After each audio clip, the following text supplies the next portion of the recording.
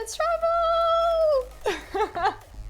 Hello! Hi! Hello, Artie. Good morning. Good morning! I'm so happy that we Guten made it Morgen. this time. Guten Morgen! Guten Morgen, willkommen! Let's go. Let's go! Are you Look, hyped for this? I am so hyped, honestly, and I will admit, like, I was initially I'm a little bit sleepy today. Like, I didn't get a whole lot of sleep last night. It's been a bit of a day. But as soon as you started your stream and you just turned your camera on and the absolute energy you're putting out, I'm immediately like, oh my God, I feel like I've just had 5 coffees or something and I don't even drink coffee. I'm giving you the adrenaline. And I love it. Yeah, same here. So I was like, oh shit, it's so early. Look at me. My eyes are still like halfway closed and I just got a cast now. And then I just see the people in chat and I'm so hyped and I'm so happy to do this with you today. That's a very special honor. We tried already for ABCD 1. It did not work out, but this time. I'm so happy I can be doing it this time because last like ABCD 1 I was so excited to, but I had so many issues, like first with my PC breaking and then with my internet not working, and I saw the whole tournament just like swept before my eyes. I was like, no, I missed the whole thing. So first of all, I was incredibly excited that when ABC2 was announced, but also when you invited me to Cocaster. So thank you so much for that. Of course, I cannot keep that out. Come on. Of course, I had to ask you again, and I'm very happy it worked out this time. So I will switch the overlay for a second to Age of Empires and prepare some stuff. And in the meantime, how about introducing yourself a little bit to the viewers? Oh gosh, well, hello everybody. My name is Little T, or BB, or LilTrouble. You can call me anything really.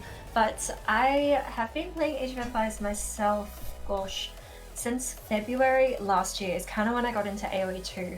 And I got into it by a complete accident. I just started my stream in January or February. And the game I was planning on streaming, I just couldn't do it one day, and I was like, oh, okay, let's play a different game. Age of Empires 2, okay, let's try this out. And I had no idea what I was doing, but it didn't take long. Like, I swear 2 or 3 streams, and just by having people from the community find my stream and stick around when I had like 2 viewers or something and teaching me how to play the game, I really quickly came to realize that the AoE 2 community is freaking awesome, and I just love the people, and even though I was a complete noob at the game, I just really wanted to keep playing it so I could keep interacting with the people in the community. And I've just been hooked ever since, really. I mainly play 1v1 ranked. I'm trying to get good, trying to grind the ladder, and I'm pretty proud of how I have progressed since starting the game like February last year. Oh my goodness, I'm so impressed, Little T.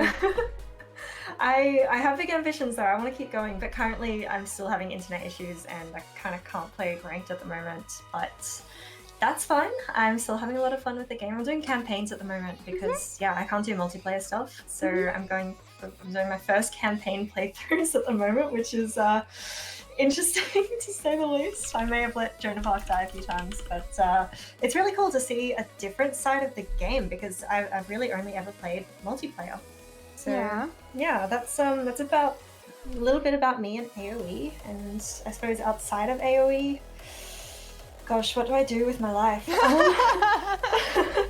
I just finished a certificate in education, which has kind of taken up the past however many months for me. I'm waiting for my results at the moment, so that's kind of exciting for me. I'm living with my family again after a while, being away from them for quite a number of years, so it's great to be back with them and back with their animals. Some of you may know Tubby and cats. All the lovely animals. I don't know, maybe Tilsy, do you have the Tubby emote also? You have a Tubby emote. I love that. Awesome, thank you, Little T. I think you also do some stuff on YouTube, right? I saw that with the campaigns and stuff, you're uploading those videos. So maybe we can also have a shout out for your YouTube channel right here. Oh, thank you, that would be amazing. I actually put up a new video this morning, well, last night your time. It's a bit of a silly one. There's the Tubby. Did you see it, Artie? I did not watch it yet, but I saw that you posted it and I definitely want to. It's ranking the AoE 2 unique units by their sexiness. Yes, so I saw that. I was like, people. that's such a great idea. Oh my goodness. I love this. You're so creative. Thank you. But yeah, and I'm working on a few. Like I've got 2 more AoE parody songs in the works as well. So it's really good that I can continue working a bit more on my creative side now that I'm done with uni. Yeah, sounds great. So yeah. Thank you very much, LilT, for introducing yourself. I can really only recommend you guys click on those links, leave a follow. She's so lovely, and yeah, definitely great content, super creative person, and I could go ahead for hours, so just do it. And also what I wanted to say, like as you just mentioned, you were completely new to Age of Empires when you started all this, and now what's your current, what was your last elo when you were actively playing ranked?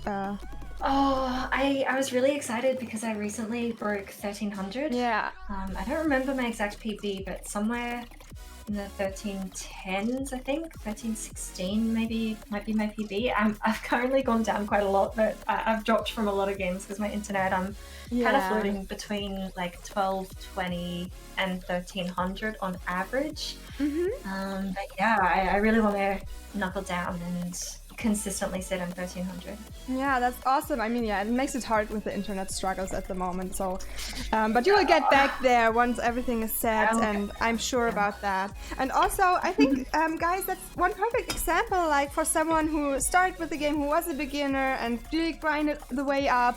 And I think all our ABCD participants are also on a good way to get that. So you're like a perfect example, LilT, and I'm really happy to have you here in this setting for casting as a co-caster ABCD2 with me. Really very nice. So much. All right, so that was some words and some story about LilT. So maybe you know her a little bit better now and like her as much as I do. And now we're gonna hop into the first replay, I would say. So hopefully this time it works, because I had some struggles with loading replays. Are you using Capture Age or the OG? What's OG? Oh, just like regular. Yeah, then I use the regular, yes. Okay. But I think it's here, and I'm very hopeful that this time it works properly. I've got mine up. I'm at 1 second in. Okay, perfect. So it's Alfanto versus me here, game 1, right? Yes. Okay, perfect. So just that we're watching the same one. Yeah. She's still better than me, Tilsy. I don't want to say anything mean. Hey, Tilsy, we don't know. We haven't done our famous 1v1 yet. So you never know. I want to cast that. Yeah, Tilsy versus LilT when. Hi everyone. Hi, it is Believe. Welcome to the stream. Hi Alfanto. So I just paused too, LilTrouble. I just want to say some words before we hop into the casting. I just wanted to say hi to everyone who just tuned in. Today I'm casting with lovely LilTrouble. We have a lot of links here that you should all click and just leave a follow. I'm very happy about that, and we will watch now the game between me here, and maybe I should also update the overlay here.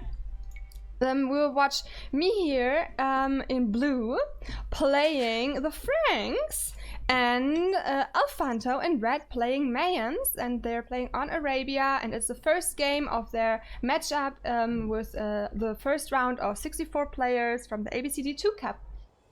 And thanks for the Twitch Prime, Pseudo. Welcome. Thanks guys. And yeah. Hi, Alfanto is also in chat, so please no spoilers. We didn't watch your games yet, and yeah, maybe you can have some nice advices from our more experienced co-caster LilTrouble today. And yeah, oh gosh. Okay, then I would say we should start. Yeah, count us down, and I'm ready when you are. And hi! Didn't play the sound in too long. Okay, let's go. 3, 2, 1. Play. Okay. Awesome. All right. So maybe LilTrouble. I always have some struggles with the civs. I mean, I know a little bit about the Franks, but maybe with Mayans you could help me out. So I know that with the Franks, it's a cavalry civ, and you get the mill upgrades for free. As far as I know, you also have the special unit. It's called X throwing thingies, the throwing X-Men, and yeah. yeah, so that's basically it. Yeah. It's quite good on Arabia.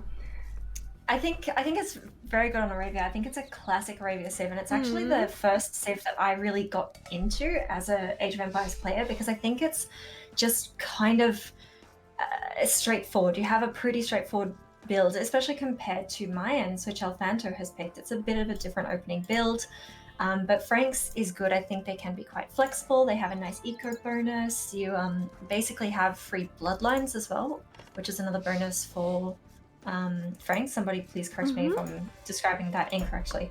But yeah, I think they're a really solid civ. I think they're a lot of fun to play with as well. They have cheaper castles, which can be a big bonus as well, especially if you do end up playing defensively. Which I think, looking at Mihir's map, I think he's got a pretty solid map. Looking at his gold and stone placements, it's all pretty safe. I mean, his main gold, is forward, but everything else, especially his berries, he's got a relic back there as well. He's got a pretty tidy looking base, and one that could also be wallable if he decides to go there. Yeah, and with the new Arabia update, I felt like it's really hard to wall, compared to earlier times. So this looks really nice also for walling. And if the front gold will get harassed, potentially, he still has a lot of gold in the back to go. Yeah. Okay, and then, for Alfanto? Alfanto playing as Mayan, so I was busy looking at Mihir's start. I didn't see Alfanto's start, but Mayans do want to go for the instant loom because they have the extra villager. But I believe that they are... I'm not too familiar exactly with their resources, but at the start, but they do want to go for the instant loom. I know I always forget that, and whenever I'm playing team games and I end up playing loom, I need people to remind me, like, when I'm playing mine, I need people to remind me, like, click loom, click loom, click loom, click loom, and I still just don't click loom and get housed at the start. But yeah, Alfanto playing as Mayans, they don't have any stable units. Instead, they have the Eagle Warriors, which can be great for raiding. I feel like the only time I generally go Eagle Warriors, unless to counter, say, skirmishes, is when I want to raid my opponent. So I think they're a really fun unit to use. Otherwise, it is generally a archer civilization. They are really cool because they get obsidian arrows for their archer line. Right, that's which is a really fun tech that I would love to see, but I don't often see it. Okay, let's see whether Alfanto might be able to get to that and use it. So let's see. Okay, and about the map, regarding Alfanto, I would say it's not as pretty as the one from me here. But still, I mean, also he has gold and stone in his bag. The berries are fine. His gold pet is not too bad, but it's not as easy wallable, I would say, compared to me here's base. But besides that, it's not too bad. Could be worse on the new Arabia. Yeah, I completely agree. It's not as pretty, but it's still not bad. I'm just seeing this ball, and he does save the ball, which is really nice. Yes. He's even making sure that the second ball comes in with perfect timing, which I'm really impressed at. Great job here. We did see Alfanto's Eagle Scout just run straight under Mihir's TC. There was no reaction to that, but thankfully Alfanto does get away with it. Yeah. And he does have the scouting to know where everything in Mihir's base is. He can see the main goals, stone, and where the wood line is too. So this is really good intel. Oh, sorry, he doesn't see the gold yet. I goofed. Not yet. The stone, though. Yeah, now the berries. So that's really great that his scout is alive so he can get intel, because that's so important in these games to make sure that you know where you can attack, you know what your opponent's up to. So it's really good to see him scouting. I always hate when it happens that my scout dies under the enemy TC right away. And that's the baddest thing that can happen. So Alfanto was a little bit lucky here that Mihir did not put his villagers into the TC and kill his scout. Yeah, and Mihir actually just gets away with his scout on 6 HP. He just did run onto Alfanto's TC. So Alfanto had a good reaction to that. Nice. But it's great that Mihir's scout lives, so he can continue scouting. He also sees the main gold. He sees both stones for the Mayan player, and he might want to know whether Elfanto does end up going on stone, so you could know if he might be against plumes or what plan is for his opponent. Okay, and me here already clicked up with 19 villagers to feudal age, and he builds militia. Alfanto saw that actually. He scouted that with the Eagle Warrior and was even attacked by the militia with the Eagle Warrior, so he might know what's coming at him now. And he is reacting, making some militia of his own.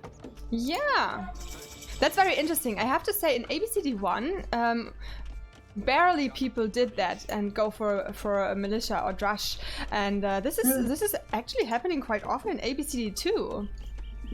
Right. I'm always impressed when I see players, especially of like, let's say, lower elos than myself, when they can pull off or even attempt a men-at-arm or militia rush, because it's something that I certainly can't do. I'm working on it, but I think it's a really good move to try and get into the practice of going for that really early aggression. And we can see Mihir has the 3 militia. There's been no men-at-arm upgrade, I believe.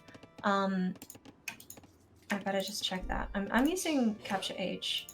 So yeah, there is no men-at-arm upgrade.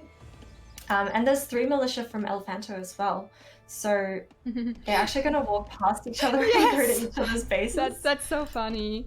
But yeah, I mean, Alfanto's base is still wide open, as it is, as we said earlier, hard to wall this. But Emilia could have walled easier, but he did not do it yet, so...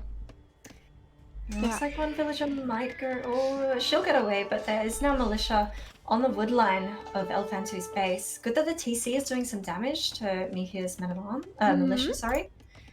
And we have a range going up for Elfanto as well. Okay. So... Did Mihir... He built stable, so Mihir, as you would suggest, with Frank's going for a scout rush. So let's see. He's not building scouts yet, though. He's doing really well to wall in his villages. He just did a bit of a quick wall on the main gold there. Yeah. Also walling in part of his wood line too, so he's doing really well to multitask. One personal critique of mine here would be with the placement of Mihir's stable, putting it right at the back of his base. Yeah. Just makes it, takes it longer for any of the stable units to get over to his opponent's base. And could also potentially help with his wall if it had been placed differently. But it's not the end of all. It's just a minor thing, and unfortunately for Elfanto, losing all the men-at-arms, he did upgrade them. He did upgrade. They were just walking under the TC. They died immediately. That was quite unfortunate, or not paying enough attention on that. But yeah. I think...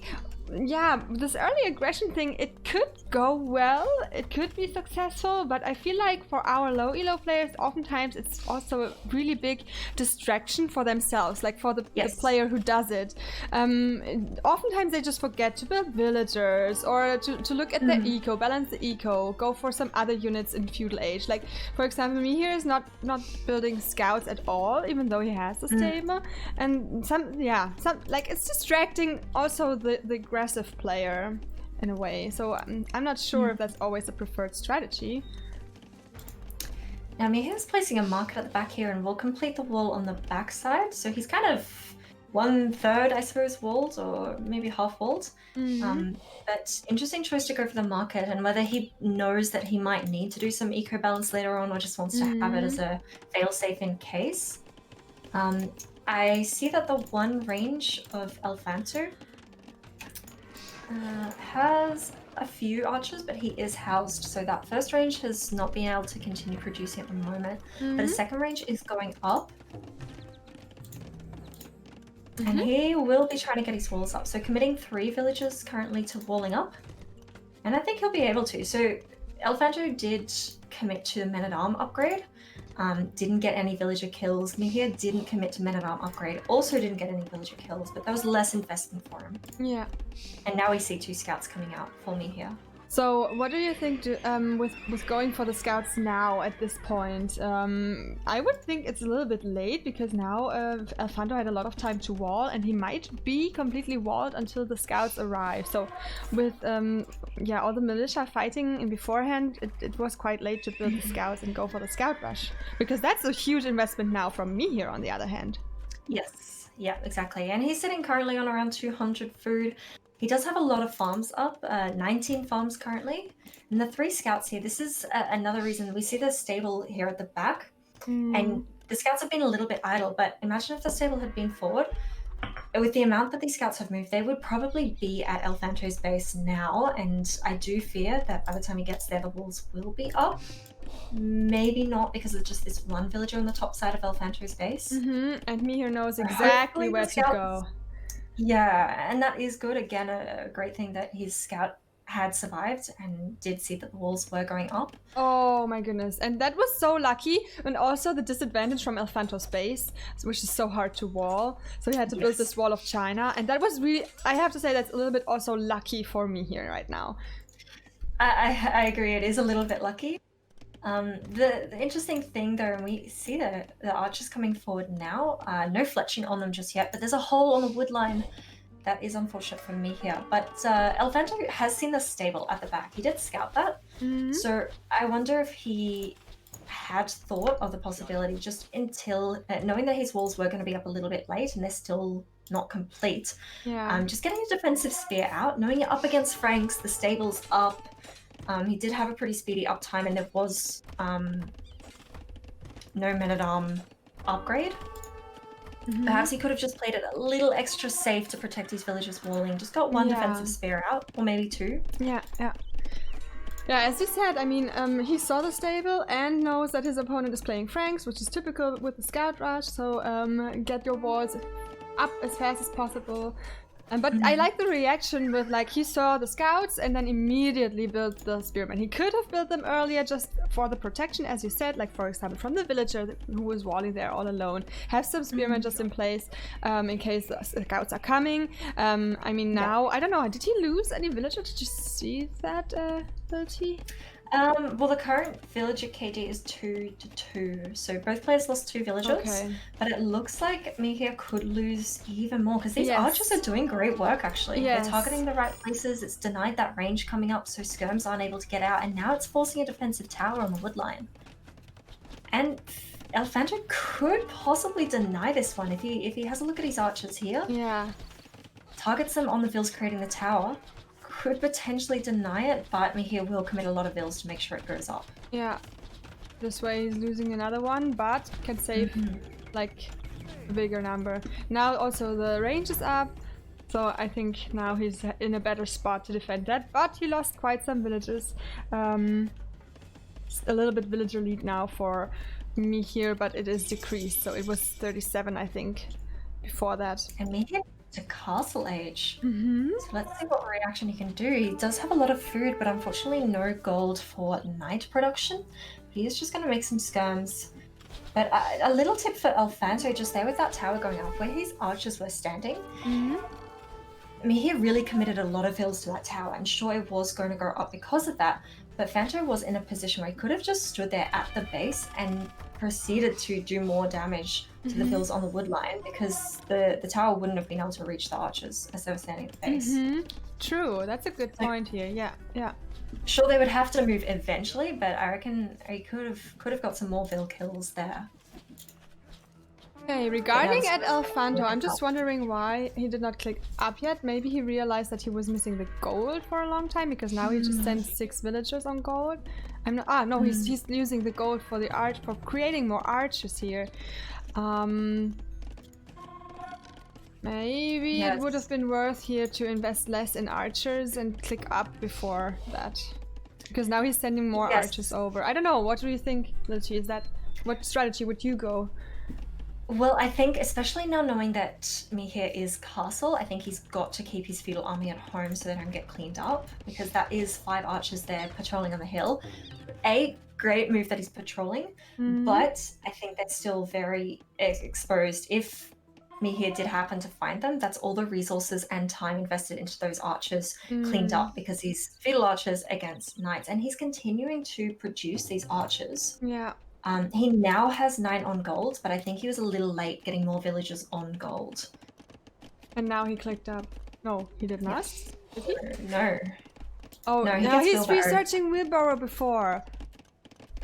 Yeah, I think knowing that Mihir is up and quite a lot earlier than himself, Yes. I think Fanto's really got to prioritize getting up ASAP. And whether that means building a market, he's just really got to get up as soon as possible, because Yeah.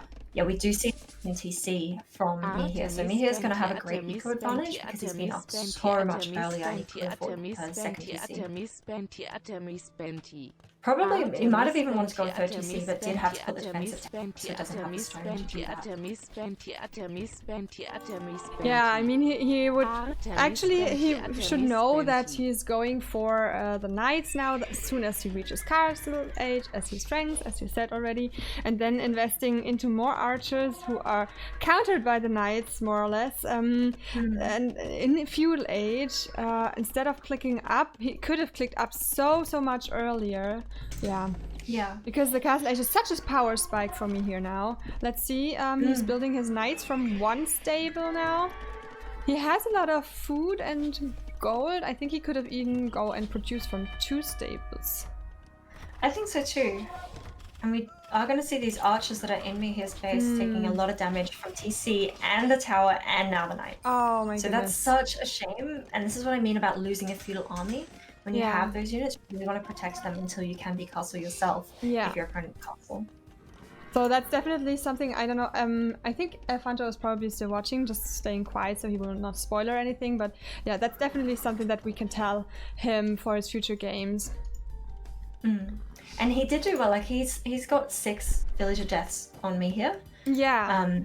And he did delay Mihir's wall going up here. He did pick a villa off that was walling. Yeah. But I just don't think it's worth it for that investment in the archers to lose them to your opponent who's castle age. Yes, exactly. The first rush was super successful. It threw Mihir right back with the villager count. But now with the castle age, Mihir is able to produce villagers from now 2 TCs. So the villager difference is increasing a lot now. This will give him a lot of eco boost, and now he's coming with a little army already with some skirms, the counter units to the archers.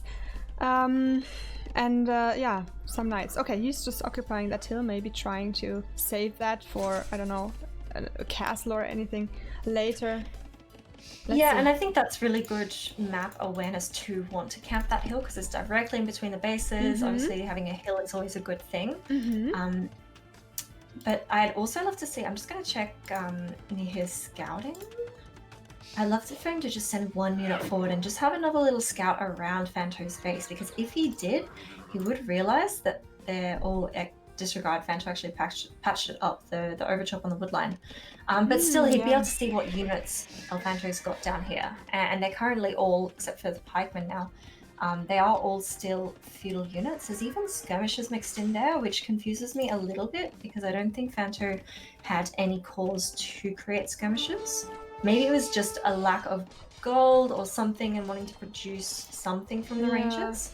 But to me, skirmishers doesn't make sense against Franks.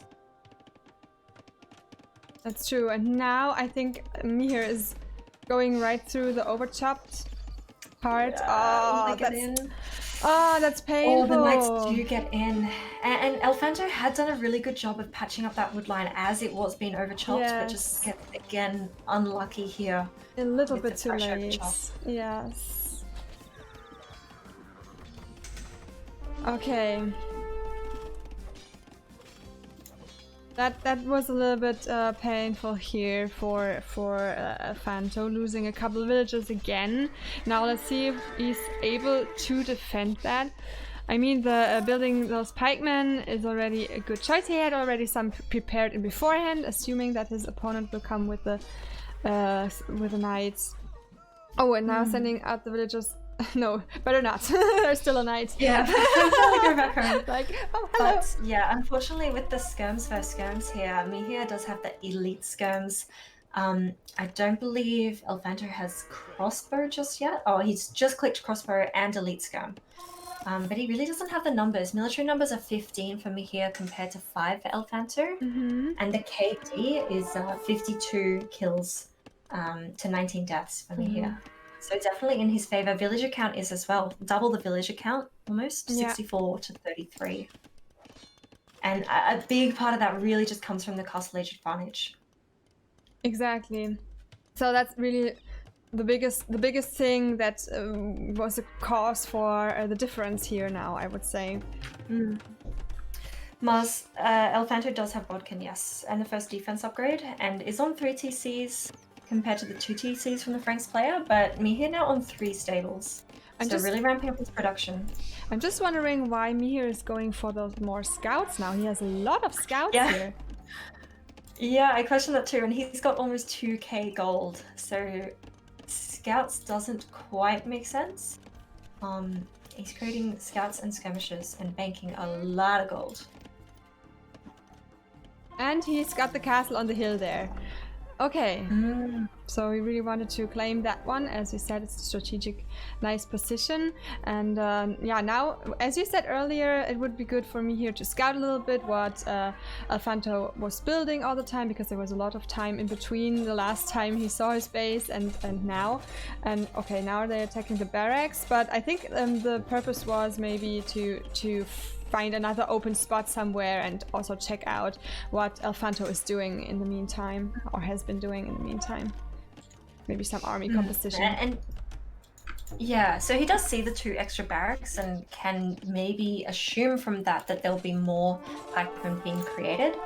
But it does also reveal that Mihir is now committing to light cav, which again I really question considering he's got so much gold. Yeah. Ranks don't get Hussar if it is something that goes late game, but he can definitely afford Knights. Definitely. He has a lot of resources here. I think he could even click up to Imperial if he has them. Yeah, he definitely could. Oh, he does! Now he does! That's exactly what he does. Good future telling. Wow. Yeah, and what so I just... have... Yeah, sorry. The light cap to run into the pikes and takes them in. Just 1 kill does knock down the 2 pikes. But more are on the way. So I think taking little fights like this for me here with the light cap against pikemen doesn't do him any favors, and he's going to run away from those 3. But again, taking a loss. So I think Fanto is doing the right thing as long as and he's producing from 3 barracks, just full pikemen. That's a good choice. Which is here. all he really needs to do at the moment. Yes. But now it's his chance to scout, because Mihir's actually doing the perfect counter by placing up some ranges. And also what I just wanted to add is what I liked his reaction with the houses. When the light cap was attacking the gate, he was immediately reacting with building something behind that. I always love to see that when people are quick walling, quick housing and all this. Is very impressive to me. Yeah, it was a really good reaction. Yes. Okay, now Elfanto's going for those rams. What do you think about that choice here, LilTrouble? Let me just check his point of view. So he does see the castle, and maybe he thinks he just won't be up to imp anytime soon. Mind you, with a little bit more eco balance, he probably could. But I suppose it's not the worst thing going for rams here, as long as he's got the pikes to defend from cavalry, because skirms aren't going to do any damage to the rams, and if he does mass them up, he could take down that castle, which would be really big. But yeah, the other thing is for Elfanto, he doesn't have any villages on stone, so he won't be able to get a castle of his own, meaning no trebs, if he does get to the point where he is imp. Yes, he's not on stone yet. That's something that I really wonder why. Ah, now he's going on stone, yes. That's really, really late for him, in my opinion. And what I like from Mihir here is that he's building more forward stables, forward archery ranges. So he's really moving out of his base towards the opponent, as he knows that he is on top of things at the moment. And that's also something I really like. And he added some mangoes now. Maybe again. Yeah, I actually love that. That's really good foresight to add the mangoes. And you're exactly right about the forward production. It's really, really brilliant just to keep pushing out when he doesn't have any pressure on his base. Just really trying to secure map control. Yeah, and Alfanto just doesn't have enough army here to clear that attack from me here. And oh, this looks like eventually the battering rams could go down fast. Yeah, so the mangoes do have the hill advantage, which is really throwing that siege workshop down quickly, but also going to be trouble for these rams as well. So Alfanto won't be able to mass up the rams, won't be able to deal with the castle. All three of them go down actually, and so does the army of Alfanto. The army difference is 35 to 7. Yeah, there's nothing left. And we do see Cavalier coming in, ballistics is in, and chemistry also being researched for me here. So big tech advantage too. But this military is borderline unstoppable at this point. Yes, exactly. All the important upgrades, and then with the traps, everything will be run down quite fast. And I don't see how Alfanto could come back and recover from that. He's sitting on tons of gold here. Yeah, I mean, if you were in this situation, LilTrouble, he's trying to do some counter-attack now with the... well, come from the back with the pikemen, but I don't really understand their pathing right now. They just went around and into the castle and died there. He could have maybe done some raiding. I don't know.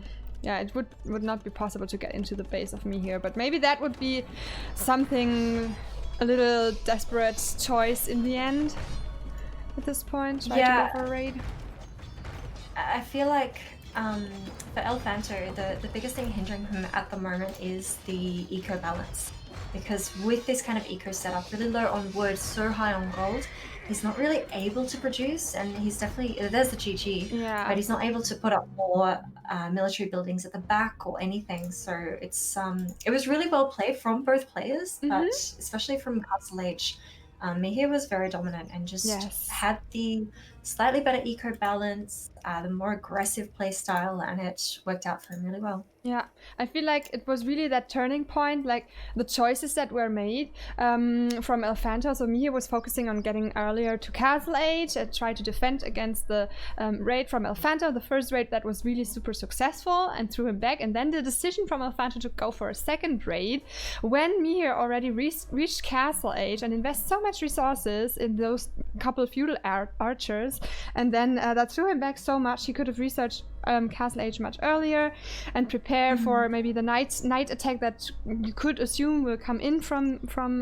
Mihir, and that I think that was a little bit a matter of choice here. And then Mihir was able to like snowball it pretty much and advance his lead, and then that was it. And Fanto, GG by both of you though. Like you both did really good things. Exactly. At different points, but it was really quite you definitely both were doing good things. But like Artie said, it was a bit of a snowball by Franks, especially having that hill in the middle. And Mihir did a really good job. What I like with this army here is that he's got a great combination. He's got the gold unit and the cavalier, he's got the trash unit and the skirms, and he's got siege as well with 2 mangoes and 2 trebs. He's also got the light cap too. So yeah, and I think that is made possible just by having a nice balanced eco, a good castle time, putting up the second TC to further boost that eco. So it was just smooth play. Yeah, absolutely. I definitely agree. Very nice, smooth gameplay from me here. And a little bit of map advantages in the beginning. I don't know, Civ advantage could also be something. Maybe I'm not sure, but Frank's definitely a good pick for Arabia. And when you know how to play it and have a good balance, as you said, that's already quite a thing. And looking at the elo of our players, I think Alfanto is somewhere in the 800s and Mihir is somewhere in the 900s. So we also have an addition, a little bit of an elo difference here. So that contributes as well. So yeah, I hope Alfanto maybe you get something from our casting for your future games, and definitely well played both players. So we saw also very nice moves from Alfanto with the first raid that was super successful, having those fast reactions with building the houses when he was attacked, with building counter units when Mihir was raiding, and I think that was also very nice. So GG to both of you.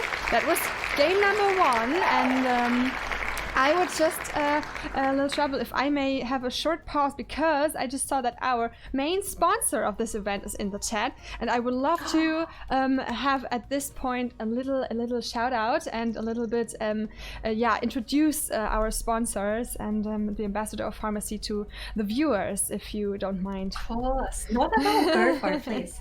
Okay, great. So while we are hopping into the next game, I want to introduce to you guys our sponsors. So first of all, welcome to everyone who just joined. In the meantime, I was focusing on casting the game together with my lovely co-caster LilTrouble. And thank you very much for the subs that came in the meantime. Artigon, thank you so much. And I think Gorky also sub. Thanks, guys. I appreciate that a lot. And yeah. So this year ABCD2 is actually even bigger than ABCD1, which I like a lot, that we're getting better sponsors and more exposure. And I'm super happy to have the ambassador of pharmacy here. I don't know, is he still in the chat? Ambassador, are you still here? Because I would like to show you guys his YouTube video. So he is our main sponsor, and he gave 250 euros as the prize pool for our ABCD, for our low elo players, which is freaking amazing.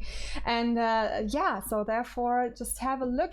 It's not too long, it's 2 minutes video, and then you'll see what it's all about. So let me see if I can show you guys here. Here. There you go. Have you dreamed of becoming a doctor? Don't bother. There's a much more challenging job. A job where you check the doctor's work. A place where you can truly test the limits of your mental fortitude. The time has come for you to join us. Together, we are the true frontline of healthcare professionals. We purge the disinformation read online with the knowledge granted by academic training. We make sure that people eat their pills right. They have given us many names, but we call ourselves the legal drug dealers.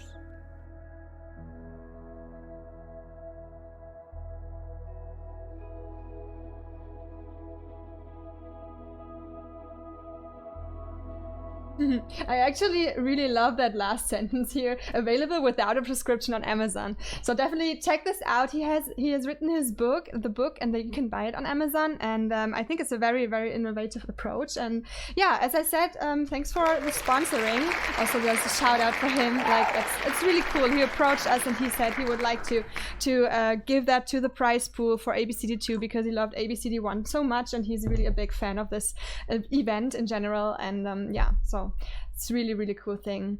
And furthermore, I always say his name wrong. We have LilTrouble, do you know how to spell it correctly? He's called Yupo? From AOE builds, I always say it wrong. Oh, I feel it. Is it spelled somewhere? Jupe.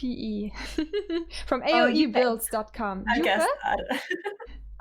Yeah, I just messed it up. Just check out AOEbuilds.com, guys, because he offered us to give to our winners 12, 6, and 3 months subscription to his coachings. Also, Dropchang, how do you say it? Just click on AOEbuilds.com and you guys will know.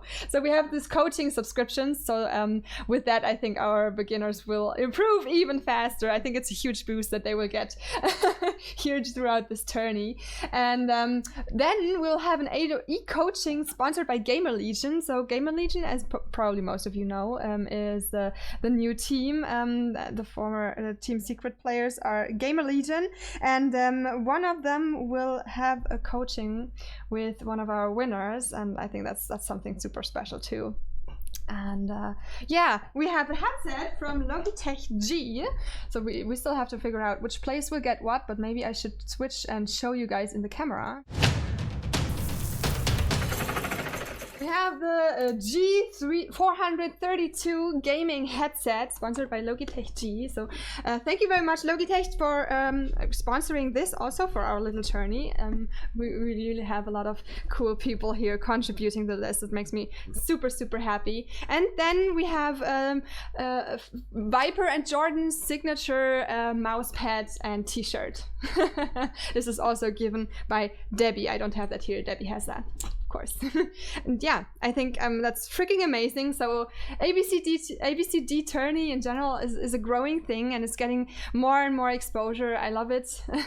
And that's how we are able to give our players even more recognition and also great prizes, because that's what they really deserve. And yeah, so I'm very happy to present that every time because I'm so proud. Hope you guys like it, and yeah, just to honor our players from ABCD2. It's a famous Age of Empires event. Okay, and with that, enough of the talk. Now you know what it's all about. And how is it looking for you at the moment, LilTrouble? Did you load the game already, by any chance? I'm in. Yes. I'm 2 seconds in. And I'm smiling so much because oh gosh, I'm so happy hearing about all these sponsors that you've gotten, the prizes, and just that you are proud of yourselves, and Debbie too for putting this on, and all the admins as well, because it's really it's so wholesome. I'm so happy for you guys. I'm just sitting here like smiling like crazy, just hearing you talk about how it's all come together. Cute. You're so cute, little T. Yeah, I think it's this is something very special. Like you have those high elo tourneys, yes, with the pro players and everything, and that's super exciting, of course, and that's one thing. But this is like something coming from the bottom, you know. It's not from the top. Oh yeah, I don't know, Red Bull sponsoring a huge thing and everyone can win huge prizes. It's more like coming from the community. It's from bottom up. Like it's a team effort. It's Debbie, me, of course, but also our mod groups, and also like everyone participating, advertising this. The Age of Empires community from bottom down, like building this up, and it just makes me very happy to see that it's getting increasing exposure, and people are really fan of this. It's such a lovely thing, like the community coming together, and they're practicing together, getting new contacts, getting to know each other, and just spreading love. It makes me very happy. I think it's amazing, and it's really cool to see all the support of the players that are either new to the game or just starting out and at the lower elos, but just boosting each other and learning together and just improving, and I'm sure getting the satisfaction out of that themselves. But it's really awesome to see that all happening and just seeing all the teamwork amongst everybody. It's so wholesome. It's my favorite tournament. Thank you. Oh, thank you so much. I'm blushing now. I'm glad I'm not on camera anymore now. Yeah, just it makes me very happy. It's as you guys say, it's a wholesome thing, and everyone's just having a great time, and that makes me super happy. Yeah. Pat, thank you so much for the resub. He just broke the 1 year, 12 months. Thank you so much, Pat. And also everyone who just followed, also welcome to you to the stream. If you don't know about ABCD tournament yet, there's also a command. And I also want at this occasion introduce again my lovely Cocaster. She's LilTrouble, and definitely use the command !Cocaster. Check her out. She's also active on YouTube, as she's not streaming a lot at the moment because of internet issues, but she has this. Can you maybe tell again about your funny new YouTube video, Lil T? I love that. That's so creative. It's so silly. I love it. I'm gonna have to look it up because it wasn't my ideas. Rob or someone that was in chat at the time might be able to remember who actually suggested it, but I just went along with it, and we did a tier list of the AoE2 unique units for their sexiness, and it's on YouTube at the moment. I put it up this morning my time, just as a bit of a laugh, but I really love seeing people commenting either on Reddit or the YouTube comments and putting their own thoughts in about which unique units are sexy. Such a great idea. I love this. I really have to say that. I love that you're so creative and getting new ideas. Like in Age of Empires is such like an old game, and yeah, it really needs some like inspiration and creativity and innovation to get to something like this. And I love such things anyway. So it's really cool. Definitely check out the YouTube channel, guys. Yeah. Okay, and then I would say let's hop into the second game. Yes. Game number and it 2. Is on Ghost Lake. So I'm 2 seconds in, yes. and I'm ready to go. Okay, sounds good. I'll give a short introduction of the players, and then we'll click on when I count to 3. All right? Okay, so everyone, welcome, welcome who just tuned in, and welcome who's been watching the first game.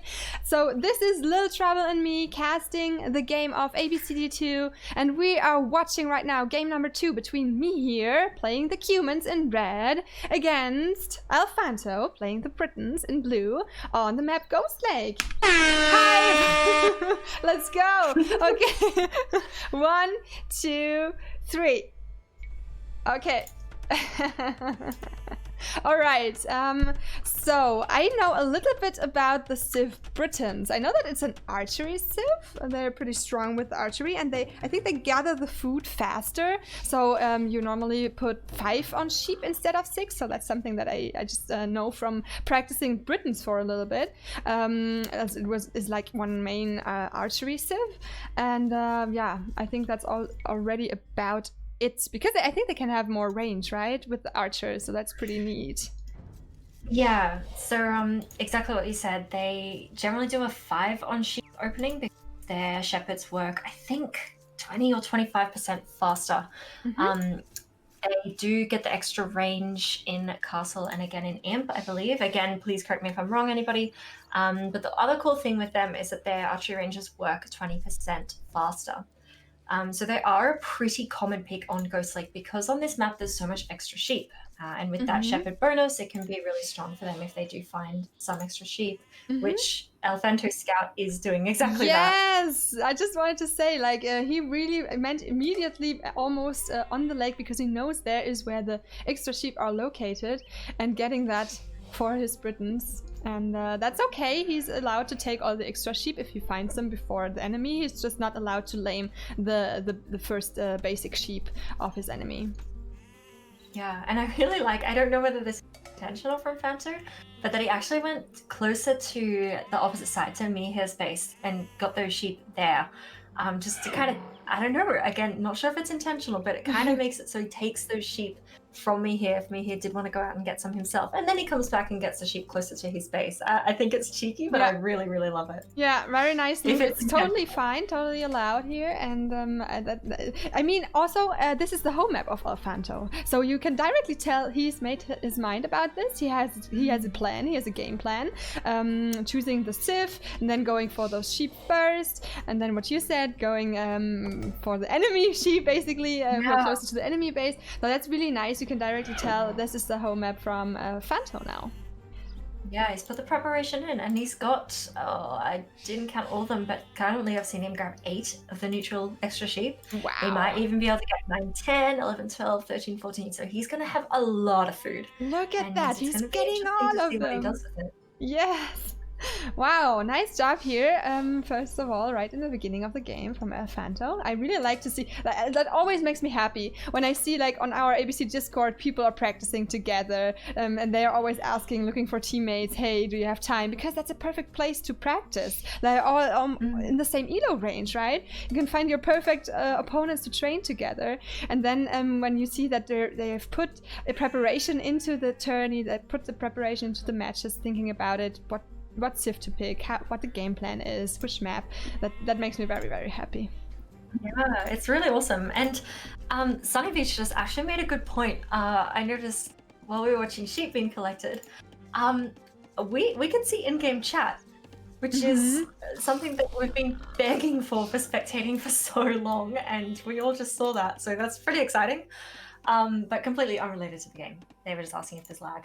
But yeah, so we have me here playing as humans. They're one of the new civs that came out with DE. And the really cool thing about humans, well, there's a lot of cool things, but their main exciting thing is that they can actually build a second TC in Feudal Age. It takes quite a while to build, but they have the option to build that second TC, which can be really strong. There's pros and cons, because on one hand it generally delays the castle time, because if you want to be producing villagers from 2 TCs, that's really going to delay when you can click off. But at the same time, you'll be producing from TCs if you can balance the eco and make sure you have enough food. That way, when you are aging up to castle age, your TC is not idle. One of them's aging up, but the other one continues to produce villagers. So it's not something that humans have to do, of course, but they have the option, which can be really cool. Yeah, sounds good.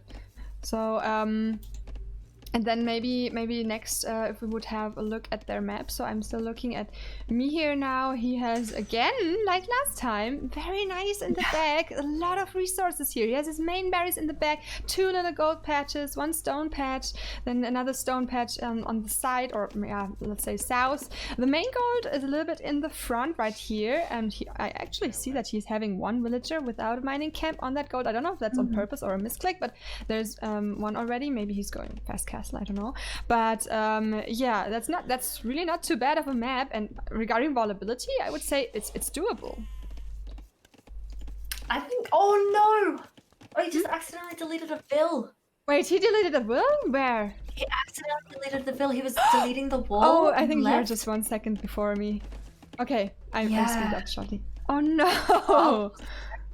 And like, yeah, was deleting the palisade wall foundation that he'd placed and accidentally deleted the fill. That is so unfortunate.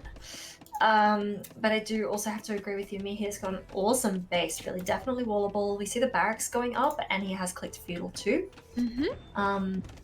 But yeah, quite a beautiful base.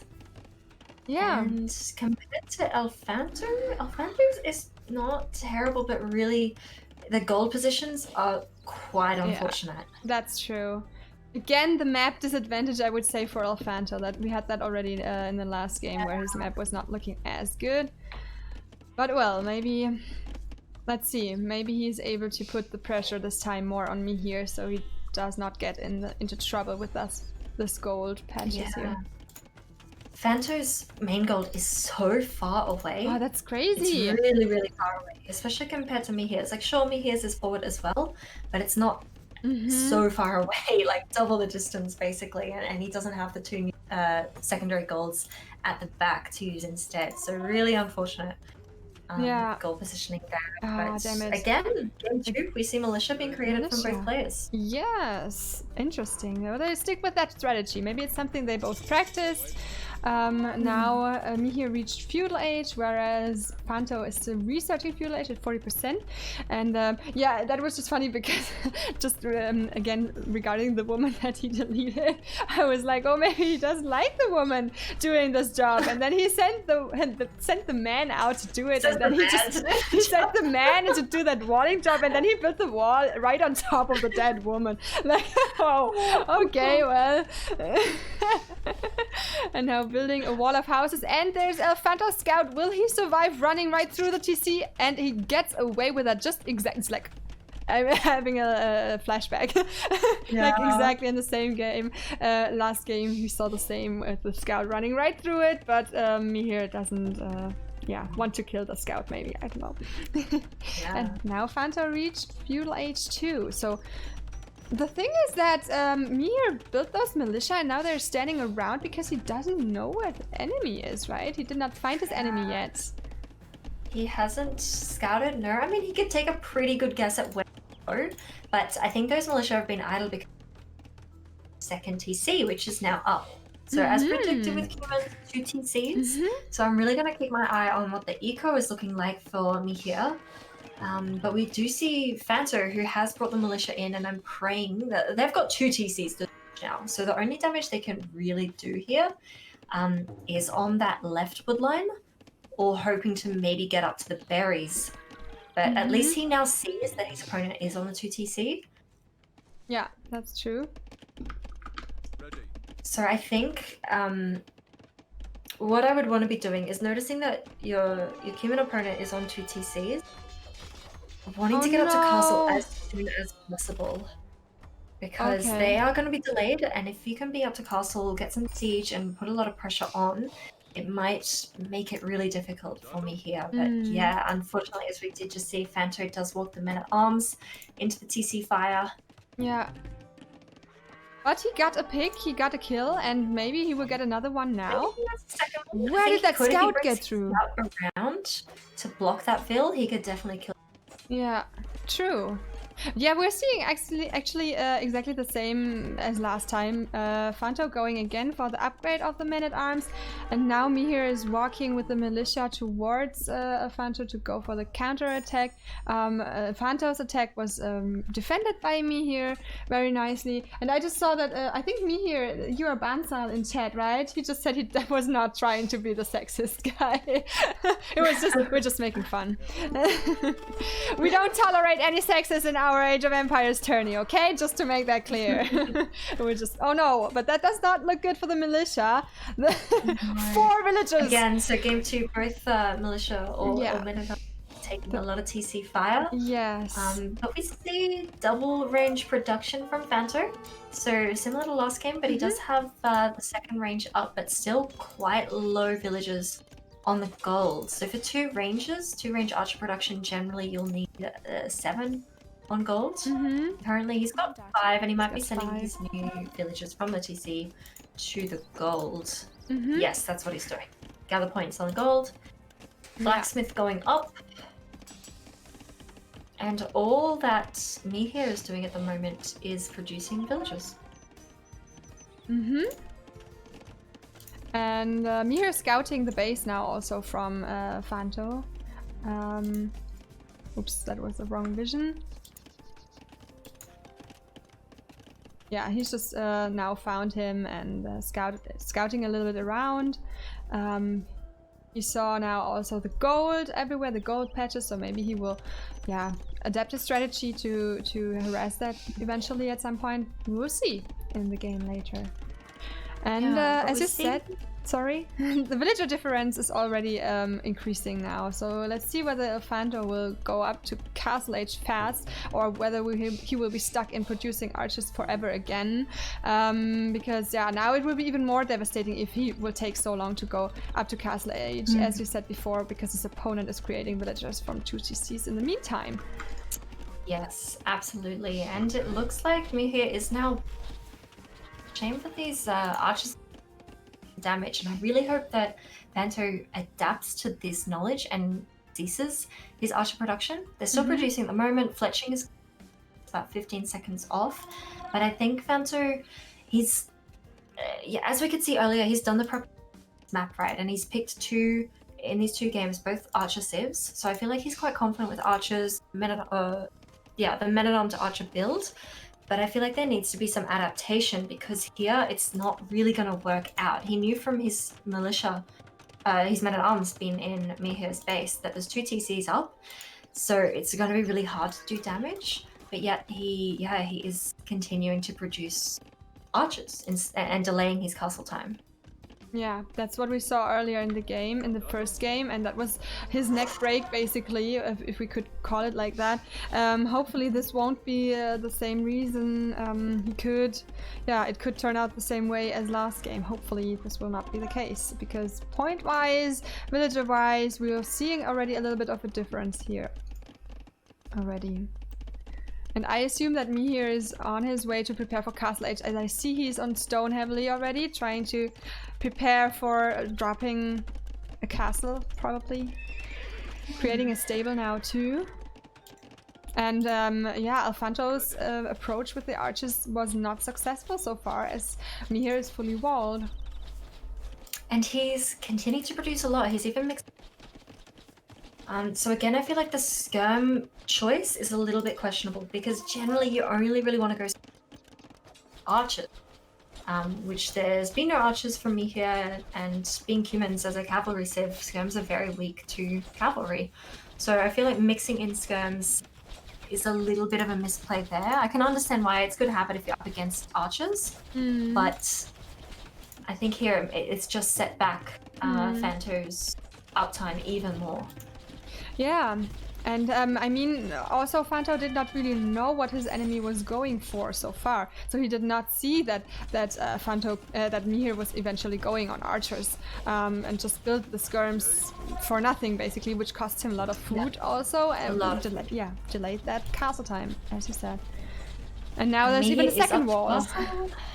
Yes, it's exactly like we saw it before in the game. Just doing the same here. Okay. And this is good re-walling from me here. Just wall and stall because he's going to be up to castle soon. These archers and skirms aren't too scary because he's got so many safe resources at the back as well. But yes, let's just check. I want to make sure that these TCs are producing. One of them is not, unfortunately, but the TC idle time for both players is not very different at all. They've both had their TC idle for a pretty similar amount of time, but yeah, it looks like Elefanto is still a long way off castle. Very simple. Still building those skirms. Yeah. And still building he's got great skirms. military numbers. He's got 30 military, but they're going to be feudal military for a long time. Yeah. And there is a second wall that the whole army from Elefanto is stuck now, and then Mihir will reach Castle Age. And he's attacking the buildings. Defensive castle immediately goes up, which is a really great from Mihir. Yeah.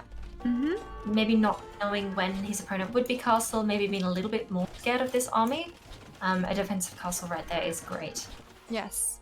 Very nice choice. And Elefanto did not see it yet, but he might see it now, eventually. Not yet! Oh, it's so close to discovering that his enemy is building a castle there. So close. And that could be really dangerous if the castle does go up and will range these units. Hopefully Fanto can have a quick reaction. What Fanto does see though, I believe, is that a lot of stone has been taken there. So you might be able to see that and might be able to guess that the castle will be in the store. But there's the damage from the castle. Picks off 2, 3, 4 units, 5 units, no reaction. No reaction yet. I don't know what he's busy with, but he's losing the complete army now to that new castle. Yeah, okay, so now it's out of reach. And the huge investment in the food, which delayed his castle time so much again. So definitely Elefanto, some advice, but I think he saw it now, which makes sense. That, yeah, not to build army, mass those armies when you don't know what your enemy is going for. And when you see that your enemy reached Castle Age or is going for Castle Age in any way, try to do that too. Okay, now we have 3 knights coming out from here, like last time. 3 knights. Let's see. Maybe they will try to do some raiding, also some scouting, seems like. And Mihir's putting up his 3rd TC. This feudal army could prohibit that. Attacking the building instead of the units. Aww. Attack the units, Elefanto! Yeah. Not the building! Oh boy. So I think definitely a big takeaway for Elefanto here from game 1 and game 2. Yeah, exactly like you said, when reached Castle Age and you know that you're a long way off, you've really got to keep this army safe because it's going to be so damaging once upgraded. But feudal skirms and feudal archers against knights and against TC and castle fire is a shame. Yeah. What kind of tournament is this? Oh, you don't know about ABCD yet? Damn, boy, you gotta learn something here. Oh, shame on you. How did you not hear? How did you not hear about ABCD too yet? Yeah, I think the other viewers will and my mods will tell you about this. It's a very famous tourney, and you will be. Oh, and there's a hole. The hole. The hole. Oh no. Oh, it's so hard to tell. So 3 knights to make it in. There's also a hole in the wood line, so these knights could do a lot of damage. I hate when that happens. It happens to all of Always on us. the hill. But Oh. yeah, it's the hill. You cannot really see very well that there's a hole, but that's why there's a recommendation to send a villager out of their base and see which path he's taking. And if you see that he's just going through that hole, you know there is one. So, and now those 3 knights can do devastating damage until those, some spearmen as a reaction like last time. And the whole army that was outside is now coming back into the base. But I think he lost some villagers already, did he? He lost 4, I believe. 4 or 5 just there, because there were quite a few weak ones on the gold. And it was a great quick reaction to get the spears out and to send the feudal army back. But I'm yet to see any upgrades for this feudal army. The pikemen coming in first, but I think with that amount of archers with crossbow, especially Britain crossbow. And I'm wondering, Mihir is going for some scouts again.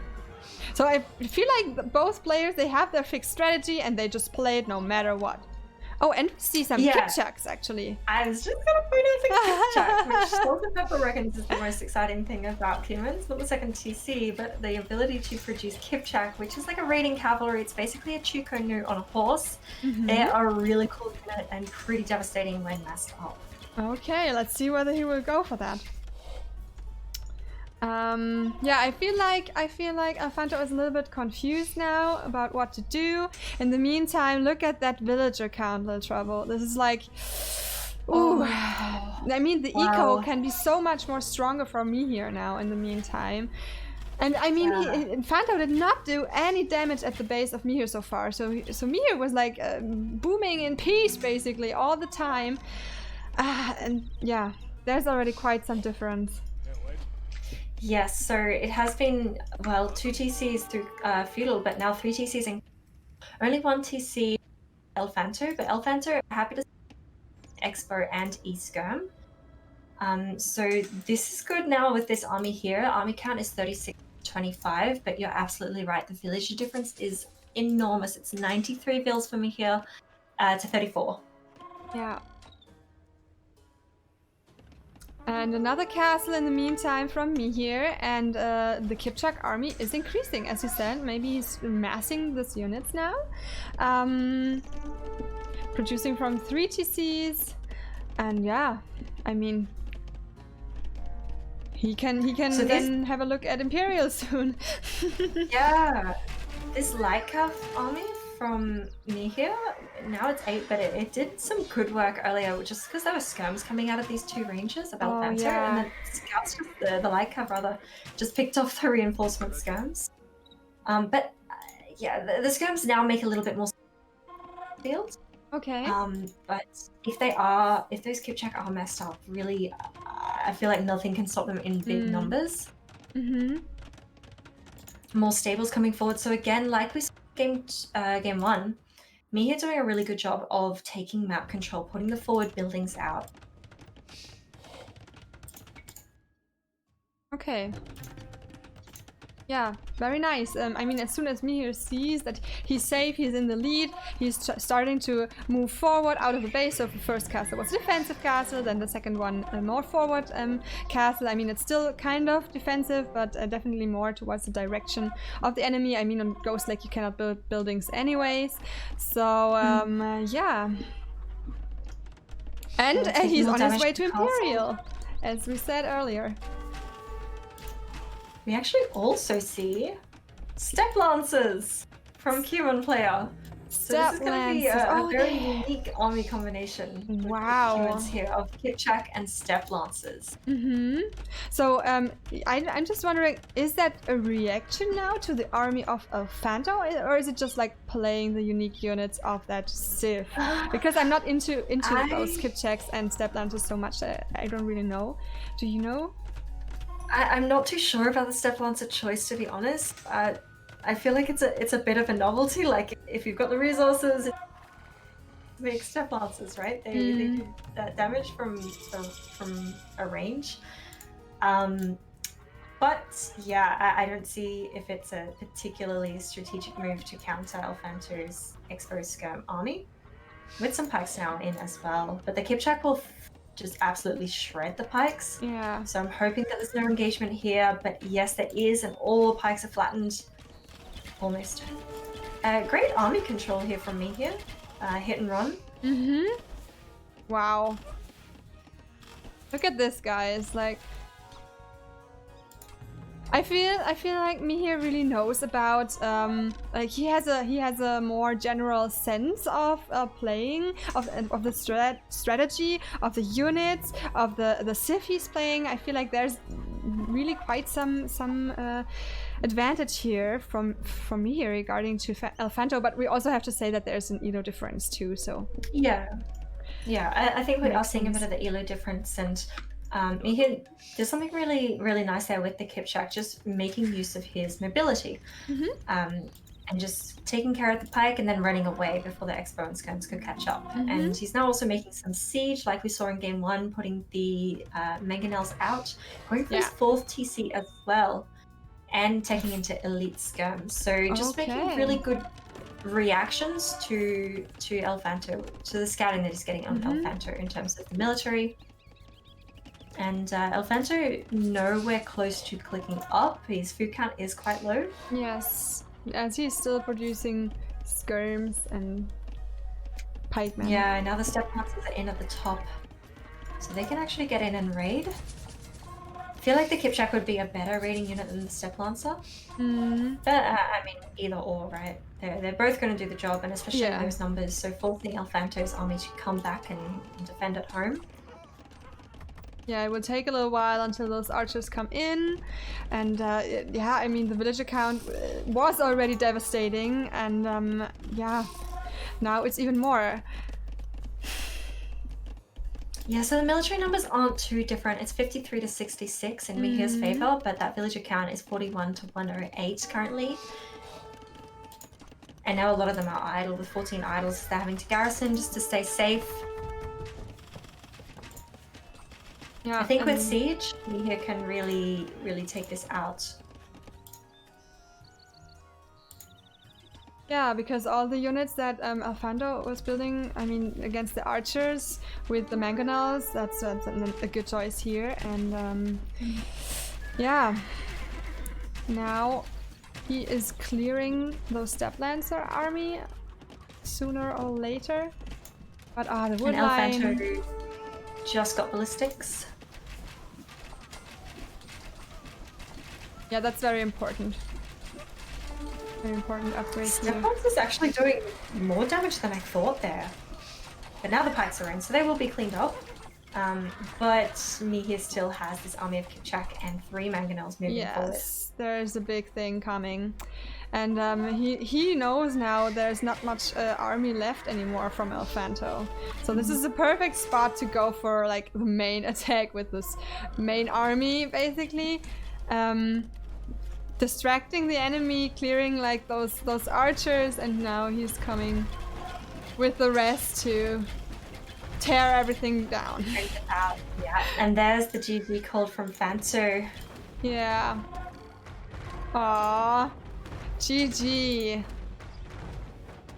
I'm so happy we can see in-game chat. Oh my god. Yeah, and they're so nice. They're so nice. Like our players, they're so lovely. Oh my goodness. Yeah. I really just love this. I love to see that. Good luck next. Thank you. Oh, it's so nice. It's really good. I think it's so nice to see. We've seen that before already also. Yeah, the players are so lovely, and they're also happy to participate, and they're like helping out each other and training together, and then just being nice and spreading love. That's so cool. I love to see that. Yes, GG! Well played for both players, really good job. Thanks for participating, Elfanto, and congrats to the win, Mihir. And yeah, maybe we can have a little summary of what we've seen and what we could tell our both participants here. So I mean, of course, you saw that there is some elo difference and some common game knowledge difference from Mihir towards Elfanto. but we've seen good things from both players. Like as we said, Alfanto on his home map here, choosing a civ that fits, then going for those sheep earlier. What I would have wished myself here is we've seen the same like strategy, army-wise and gameplay-wise in the first game as well as in the second. So I would have wished myself that Alfanto would maybe have adapted a little bit more here, as you've seen that this Castle Age last time, the delay threw him back so much that maybe this time he would have gone for an earlier Castle Age and not mass those trash units, the skirms, and not the archers, and invest into that earlier. And then from me here, yeah, it was pretty smooth. I mean, I'm not a better player than him, so it's hard for me to say what he can improve. I think he had a very nice eco. Everything was pretty balanced. He had always the vision towards the next age, so he got there pretty fast. He went out of his base when he felt like it, so he played like safe, had a defensive castle in the beginning, and then when he knew he was in the lead, went out, put his forward castle, put forward army buildings, and yeah, like reacting to his opponent and then just playing it down quite smoothly. So very impressive here. Yeah, I completely agree, Adi, and I just want to mention, Fanto did say in chat here, I totally have to work on my adaptability. I went from usually not producing military to overproducing and delaying castle. I think that's really good that you're becoming aware of what you're doing, basically, and adaptability is such a big thing, and it just takes experience, basically. But what you can take away from this game in particular is it's just a what's the phrase? It's not so much making a mistake, but it's a learning opportunity for you, because you're up against humans, and with your man-at-arms, you could see that your opponent was double TC. So what you can take away from that is, okay, they're going to be later to castle. My feudal army's not going to really be able to damage the eco when there's 2 TCs defending it. So I'm going to change my plan and try and get up ASAP. And with castle units, maybe I can do some damage. So it's just really playing the game as it unfolds, not going into it with a set-in-stone plan. Yeah. But it definitely just comes down to, just experience and playing more games and experiencing these, experiencing when it doesn't go to plan, then being able to do a little better next time. So as long as you're, aware of these things, that's absolutely perfect. And that's how any of us can ever hope to improve. But you definitely did some really good things, and I was so happy to see like the quick walls in game 1 and just making the most out of a bad map in both games, really. And yeah, he always had a map disadvantage basically in both games. Yeah, but your preparation for your home map was really impressive, and it's just, I think that lack of adaptability messed you up in both games, and your opponent just outplayed you in that way. Because they could get away with just doing the 2TC, just booming up a little bit, and then having a really solid eco to then take control and take map control. And I think for both players, scouting can, not just general scouting to see what's around the map, but scouting what your opponent is doing to then inform any adaptations that need to be made is something just to try and work towards, because that can really make a big difference. For example, Fanto making the choice to produce skirms in both games. In this one, it did make sense later on once Kipchak were produced, but the skirms were being produced before the Kipchak. Yes. So it was so not I feel a that's reaction. an example of there being a bit of a plan, and being Britons having the faster working ranges, getting the skirms out nice and quickly, but they're not going to help you out at that point. I'm just going to read your comment, Fanto, really quick. Not have Wi-Fi. Oh, that's really kind of you. And that's such a good attitude to have. Fanto, seriously, with that attitude, that's the skyrocket through this game. Seriously, like that's such a good attitude to have, and to just be taken 2-0 in a tournament, but still be really just enthusiastic and open to any feedback you're given. So big give yourself a massive pat on the back for not only your gameplay in this tournament, but also for your attitude in the game in general. Yes, because that's something that I also want to encourage in our tourney, especially because, I mean, yeah, of course, we're playing competitive Age of Empires, but it's also about like having fun, coming together, just playing this, and just having the community feeling like a little bit. I mean, you have those people here around you that you can practice together, you can network, get to know each other, and that's what I really love. That's the spirit. Like, I really hope that Elfanto, you will just to stay and practice with the others. You can improve so much still throughout the time. Just like try and improve even more, even throughout the course of the tourney. When the others are improving, just try to improve with them, and you will see your progress growing really, really fast. And that's something that also LilTrouble mentioned. It's like me here, he felt like a little bit just have that more routine, and I see that you got the potential. That definitely with some more practice, just go ahead and practice, get that routine into it, and you will definitely see some growing and increasing elo-wise really, really fast. I don't totally see that. And maybe what I would also like to add is I'm always a little bit confused about those man-at-arms strategies that all the players are using.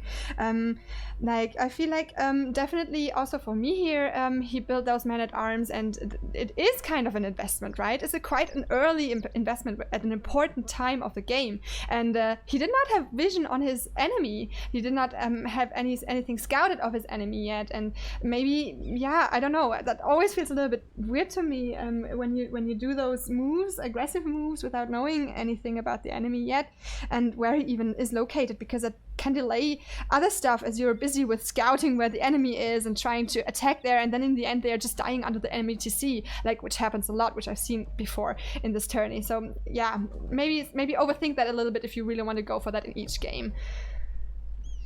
Yeah, and I think for both players doing either just the militia or the man-at-arms, but just that early aggression with militia line units, I think that's definitely such a great sign that you're both doing that, because, well, for me personally, I just don't have the confidence. I know I don't have the multitasking ability to do that while also making sure my TC is producing, my walls are going up, or whatever else I'm doing. But it's great that you guys have both been bold and making those early moves. I think for Fanto, if you don't have a lot of internet at the moment, jump into single player and just grind the interactive build orders, and just really, track the amount of times that you lose track of your militia or your man-at-arms, TCs or whatnot, and just really get into the habit of multitasking, just going back to your TC and then back to the control group where your militia are, back to the TC, and making sure they don't walk into anywhere that'll get them in trouble. That's really something that you could do without a whole lot of internet. Yeah, that's a very good advice, LT. Thank you. I mean, that's basically what I would have to say about these games. So if there's anything from your side that you would like to add in the end, is there something that you just want to add still? Just GG's to both players. They were really great games to watch. Yes, thank you very much for participating, guys. Again, awesome. Thanks for giving us a chance to cast your games and to have us all watch your games. And that's just, I love to see that. And I'm looking forward to see how our players are progressing throughout the tourney. And thank you very much, everyone who's giving us feedback here. Also, I want to pass it forward to you, LilT. So we are having a lot of nice words here in the chat. I cannot always read and reply to all of you, as I'm really, really focusing on our players here and on our casting. But I can read what you're writing, and I appreciate that a lot. LilT, also to you. Great job with casting. I'm having a lot of fun, and I hope you guys enjoy it too. And hi everyone who's just tuning in. I'm having a lot of fun too. And I am reading through the chat, and it is really nice to get your feedback and to see other people putting in some thoughts and some reflections too. So that's, I think, the thing that got me hooked on Age of Empires in the first place, as I said at the start of the stream, was just the community, but how willing everybody is to help each other out. So really take advantage of that and seek out help and play with some friends, play with some people you don't even know, and you could really learn a lot and have a lot of fun in the process too. So much love to all of you here too, of course. Okay, that was Mir versus Elfanto, and I think we have some more other games to cast in our bag, right? Yes. Do we need a short break, LilTrouble? What do you say? Should we? I am gonna take a quick break. Yes. Yes. So let's I have. won't need long, just a few minutes. Yeah, have a short bathroom break, guys. Maybe grab a drink, grab some breakfast. It's still early in the morning, at least here in Europe. And then see you in a minute or two or 3, whatever, for Legion of Loom versus Moin. And I'm super excited for that because what I like a lot, we chose 2 games today to match up today. One matchup, Fanta versus Nihir, was like 800, 900 elo wise. And now we will see Legion of Loom versus Moin, who are both like scratching at the top of our elo max. Like I think they both just crossed 1100 elo, so we might see quite some different gameplay right now, and I'm super excited for that. So stay tuned, everyone. See you for the second matchup in a minute. Be right back.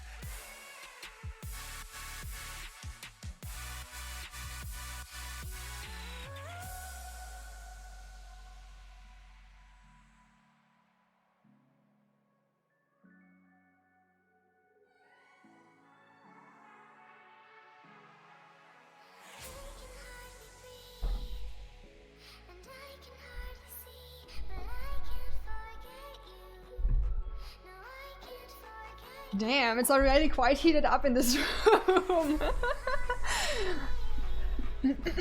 So let's wait a second until LilTrouble is back. Maybe I can show you guys my face. Oh, perfect timing! Perfect timing! Okay, so hi everyone who is just tuning in. Hope you're doing well. Thanks, guys. And also, thanks for following to the people who followed throughout the stream already. Cannot read out everything individually today, but I appreciate you all.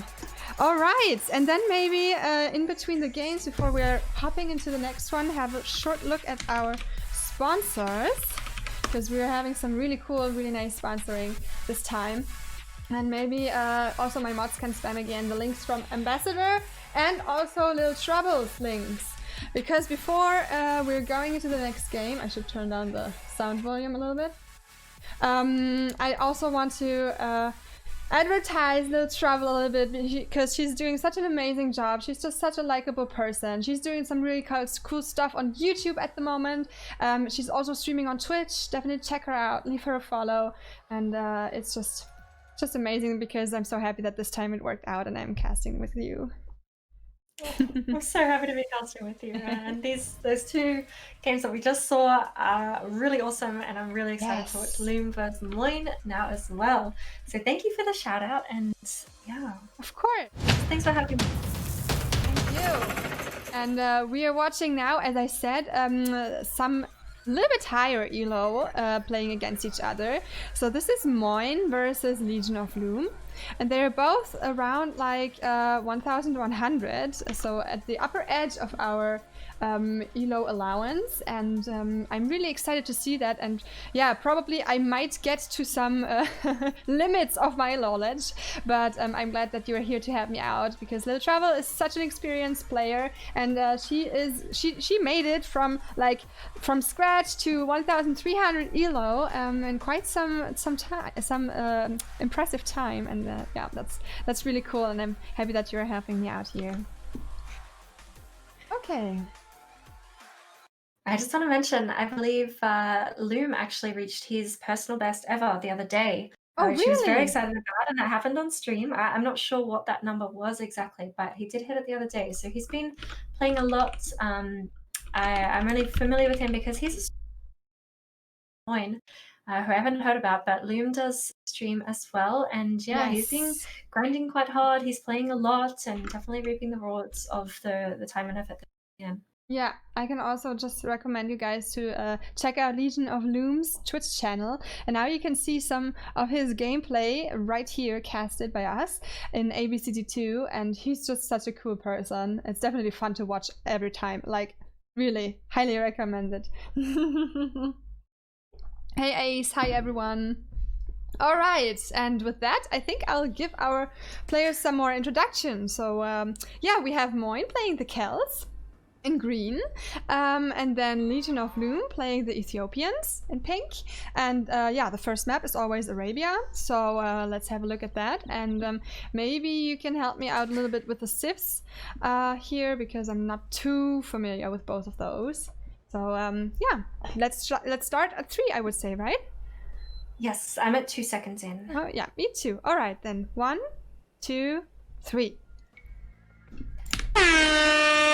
Alrighty, so yeah, Legion of Loom vs Moin, and for these civs, I am very excited to see Loom has picked Ethiopians. They're one of my tied 2 favorite civs at the moment. I'm a big fangirl of Ethiopians. Oh, really? I love being Byzantines, but I love Ethiopians. I love them on Arabia. I love them on any map. I think they're just a really exciting civ. They are an archer civ.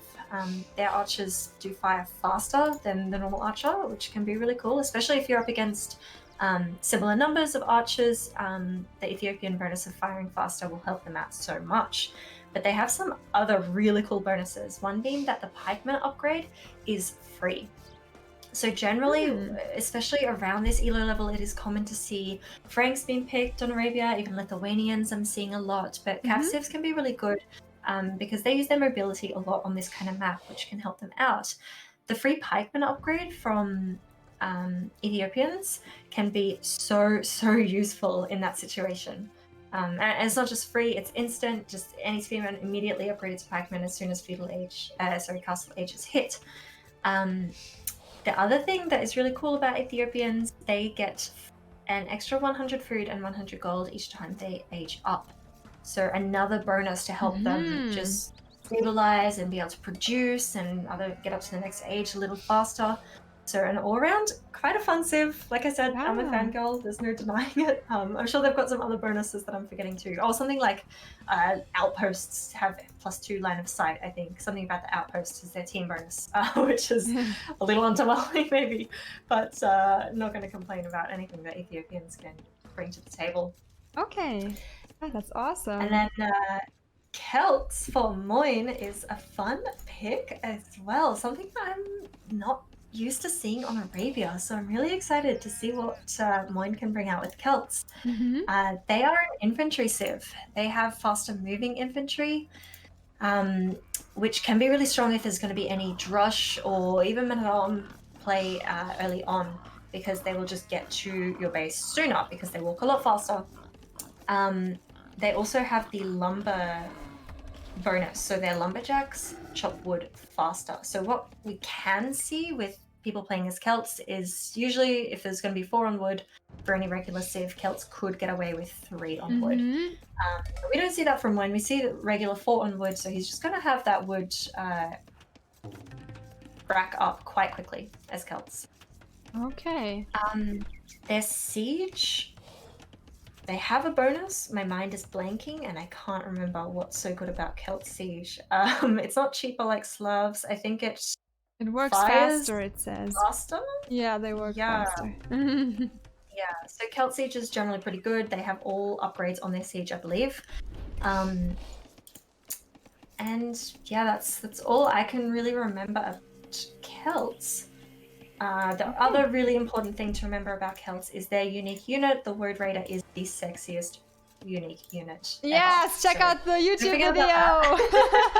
Check out LilTrouble's YouTube video. Now you spoiled it a little bit already. Oh no! Oh no! Vil looking at Green's Vil. Moin does save the Vil that was before.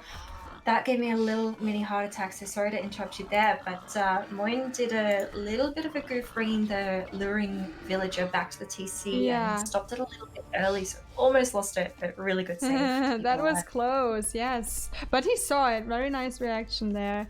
Yeah. Okay, great. Yeah, definitely gotta have a closer look at the Wood Raider later. Let's hope that Moin will build some so I can check them out. Okay, I don't want to be the thirsty caster here, so let's have a look at the maps. The maps is a good idea. So I'm having a look right now at Legion of Loom's map. His gold, I can definitely tell his gold has a very nice position. It's super close, and the gold patch is really in the back. Very nice. Regarding wall ability, yeah, I mean on Arabia it's always not that easy these times, but oh, there's a little scout fight going on here. Yeah, I was just watching that, and that was Moin's pushing his deer in, which is really cool to see. A really good move, but Loom actually did get to interrupt the first that. hit, I believe, but Moin pulled a Vil to make sure that he didn't lose the scout there. Good move. Yeah, you can directly tell our players are a little bit more advanced elo-wise here. That's super exciting also for me to see. So all our players from the cup, have a close look here. You can learn something. Now barracks coming from Legion of Loom. And I just wanted to finish with the map. I mean the stone and the berries are also not too bad. They are a little bit at the side. I think it's fine. Fine for Legion of Loom. And oh, we're seeing also a militia built by Moin already, so we can see some militia rush coming out soon probably. And yeah, also his gold is nice in the back. His stone is quite forward, but he has an additional patch at the side. And now, oh, I can assume that Legion of Loom was just like, no. Okay, his scout died. That's quite unfortunate. But yeah, I mean, he's walling already up here in Moin's base. I think that's quite fine to do here. A little bit larger gap on the west, but that's okay. And now we're seeing the militia coming out, and they're both on their way to Fuel Age. With 21 pop. Yeah, it was unfortunate for Loom to lose his scout there. Really get any intel of Moin's base before the scout went down. Yes. But I really like what Moin's doing here. As Loom Moin is patrolling with the scout there and might be able to deny this to the militia, soon to be men-at-arms, can come in. We haven't seen the Men-at-Arms upgrade for Loom, but yeah, these militia, even before the upgrade comes in, might be able to pick this Vil off. Again, I'd love to see the scouts sticking with militia, and there's actually 4 of them now. Men-at-Arms. Yes. Loom doing the exact right thing, pre-walling the woodline.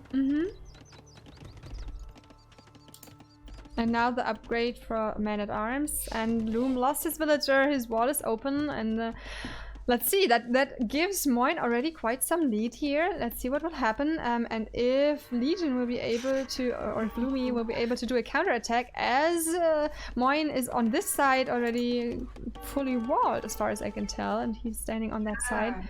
And now, another death villager here for Legion of Loom, and they are heading right to the lumber camp and getting some more catches here too. That's so painful. That's 3 down, and Sean Moin to scout. And now you're cutting off LilTrouble. Massive. You're cutting off a little bit. Yeah, I did not really understand what you just said. Maybe you can repeat that. Oh, sorry. No worries. Yeah, I will repeat that. Tell me if it's still doing that. But I was just saying, yeah, Moin did lose the scout to the TC here, but he got 4 and almost 5, I think. 4 villagers. Oh yeah, it was 4 villager kills. Yeah. On the gold and the wood there. So it was really unfortunate for Loom. He actually had a Vil with half health there, so that Vil went down really, really quickly and then straight to the wood line. So really good Men-at-Arms play by Moin. Shame he does lose some of them to the TC, but he's already done his damage. Yeah. That was like a very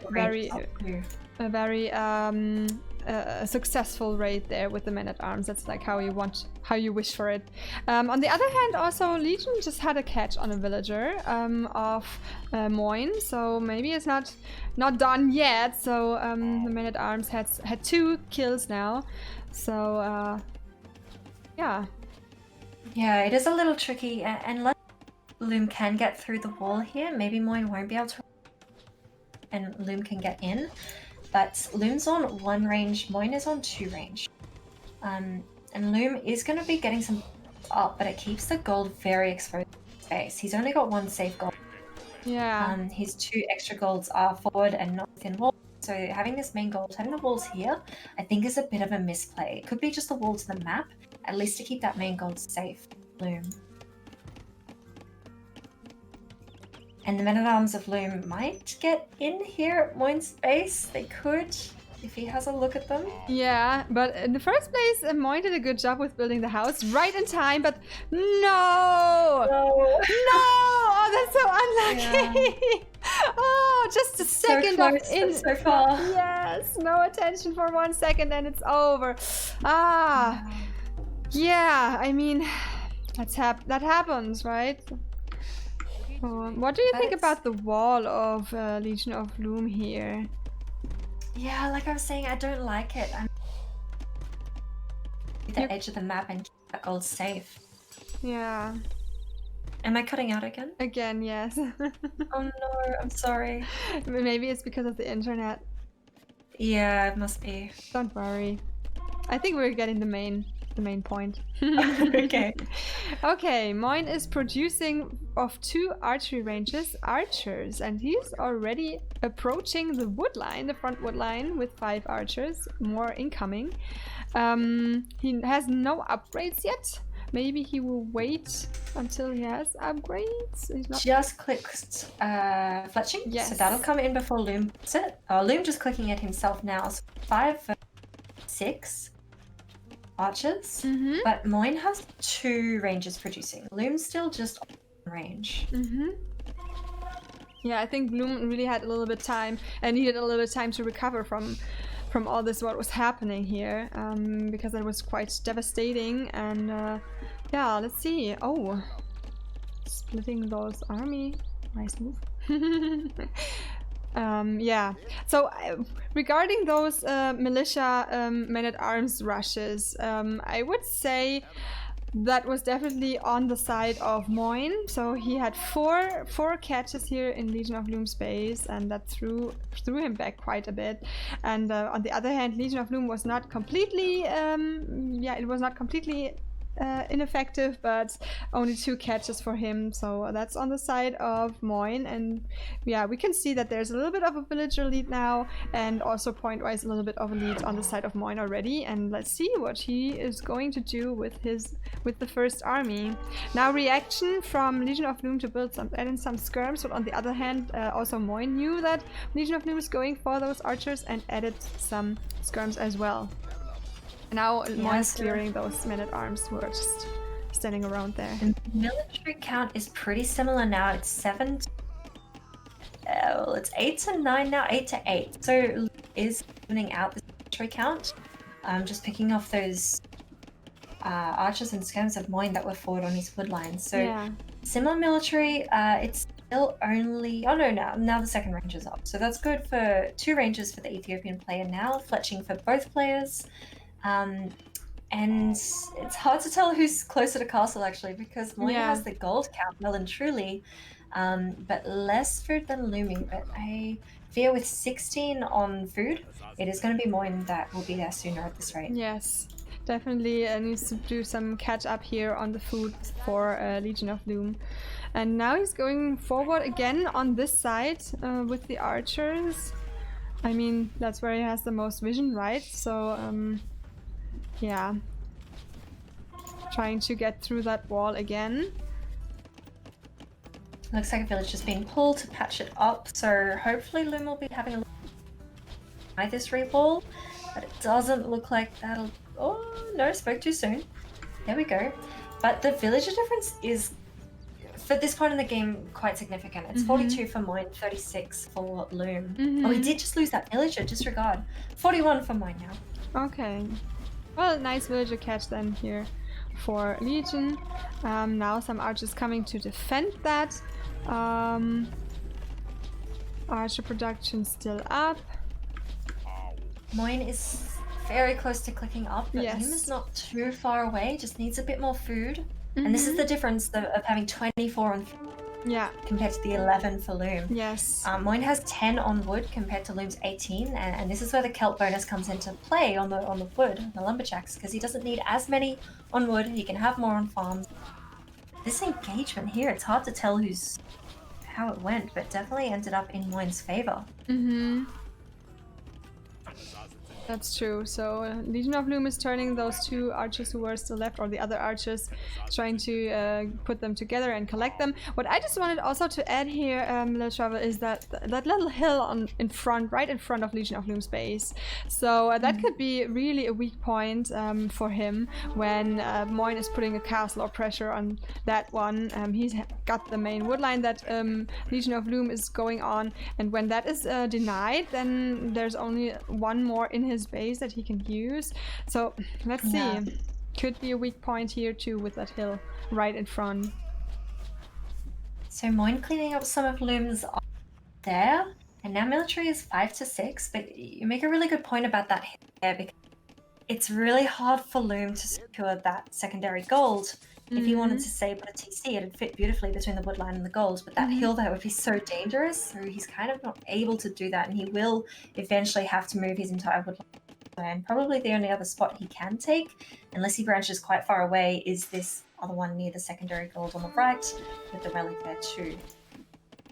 Another archer fight going on here.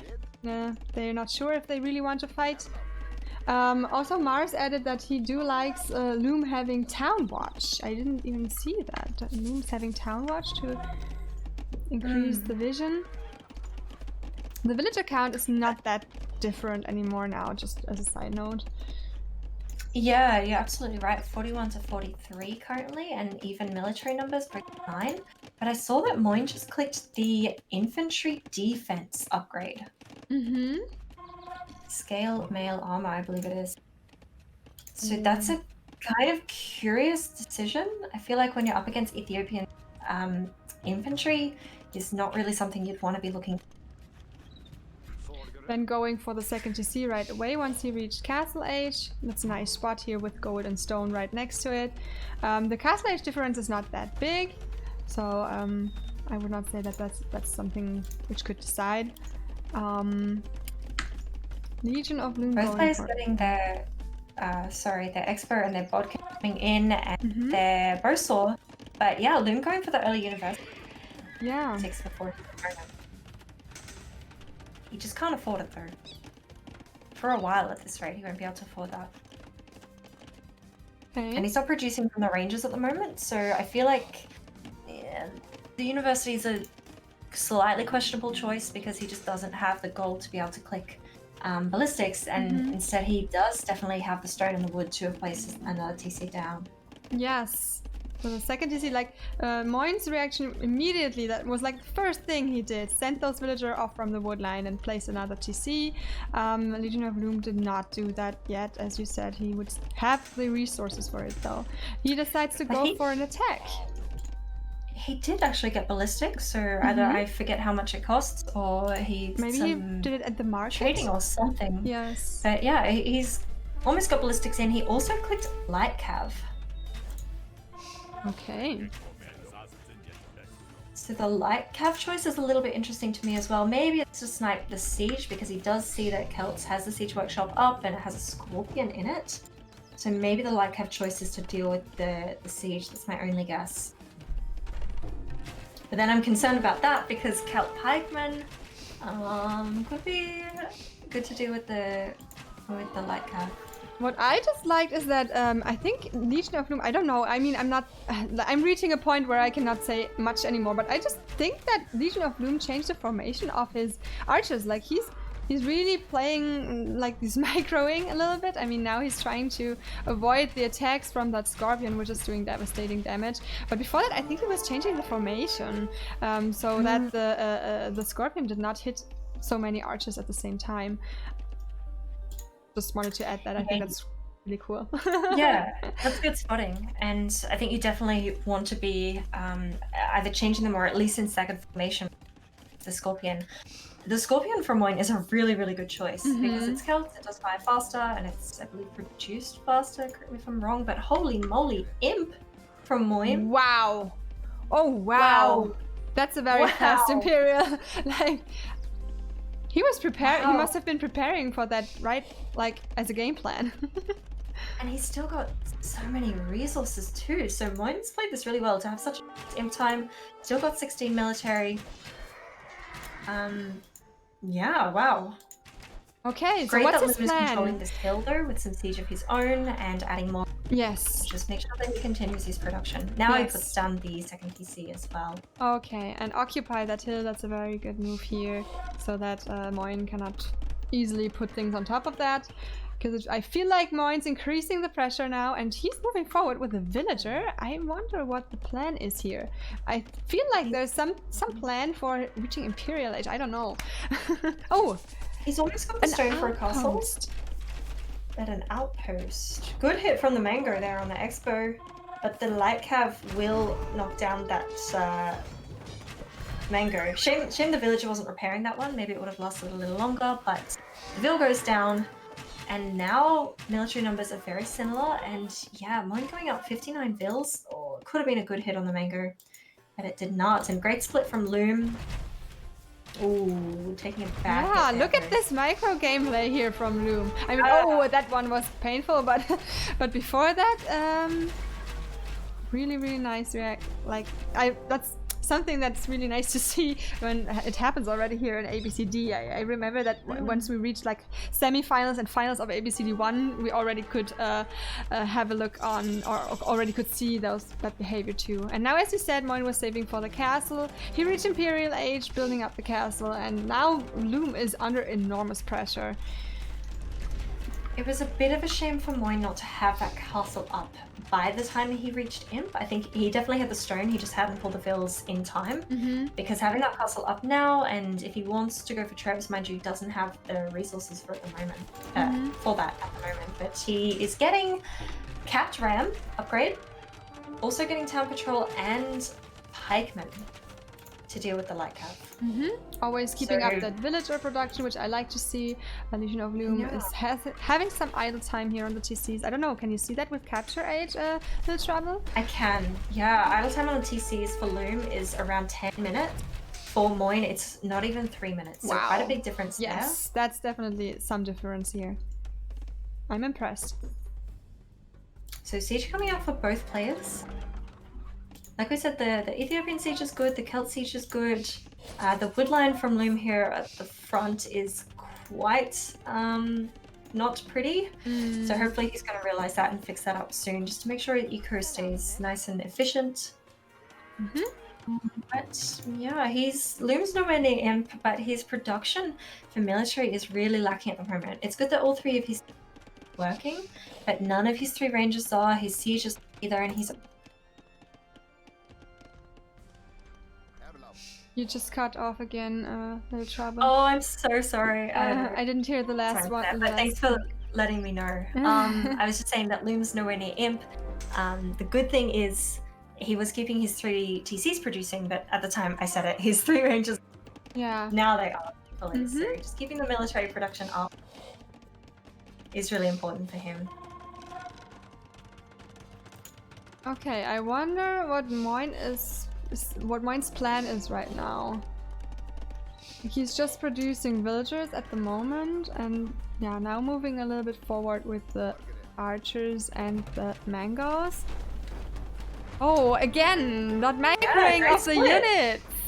Yeah. Mango and fights. Also good mango control. 1-1, but the second one was for Moin. Better for Moin here. That's really I great love to to see. see that. Split, yes. But yeah, the mango control to take a shot and then move to the side to try and keep them alive. Look at that, guys! I hope my viewers are impressed from our ABCD1, ABCD2 participants. Oh wow! But now so much happening here.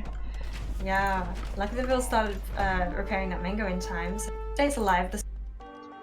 So good. I love. Yes. Yes, and now the military lead, well, it's quite some military lead for Moin, and he has a trap out and will be able to defend that. So yeah, the 2 traps, Capturam, Mangonel, Scorpion, he's got all the siege. And he's producing pikemen.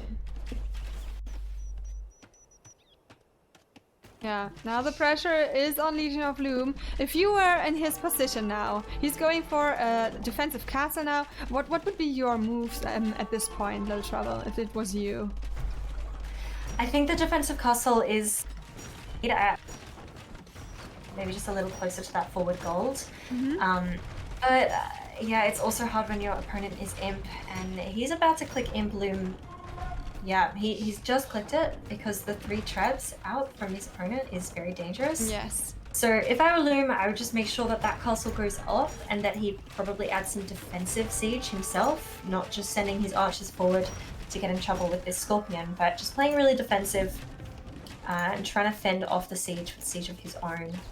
Maybe even adding in some cavalry again, which he is probably doing his researching husbandry at the moment. But yeah, while he doesn't see any pikes on the field from Moin yet, they are there, but he doesn't see them yet. So maybe some cavalry could help him here. But I'm scared of this mango doing more damage. And the Scorp. Oh, that Scorp is MVP. Wow.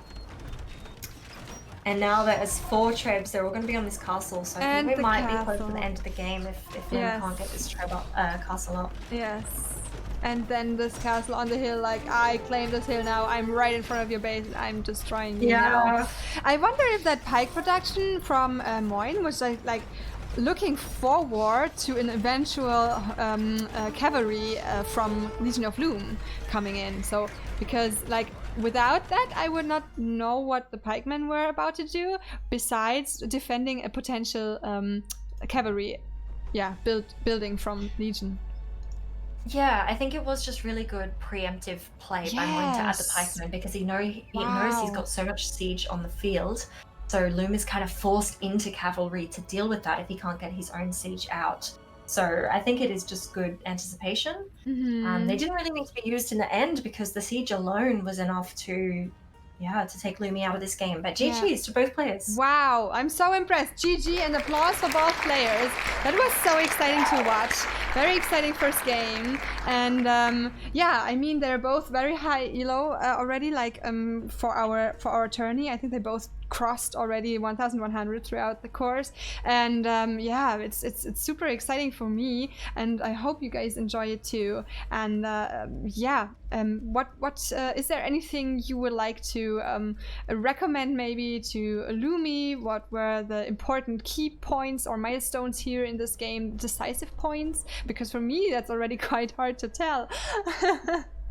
Yeah, honestly, it's hard for me to tell too, because I think Moin played this really, really well, and such a fast imp time was Yeah. kind of a little questionable at first, but he really made the most of it. Moin actually played it really, really well with that fast imp time, just getting so much siege on the field. So I'm not even too sure what I would have done as Loom myself.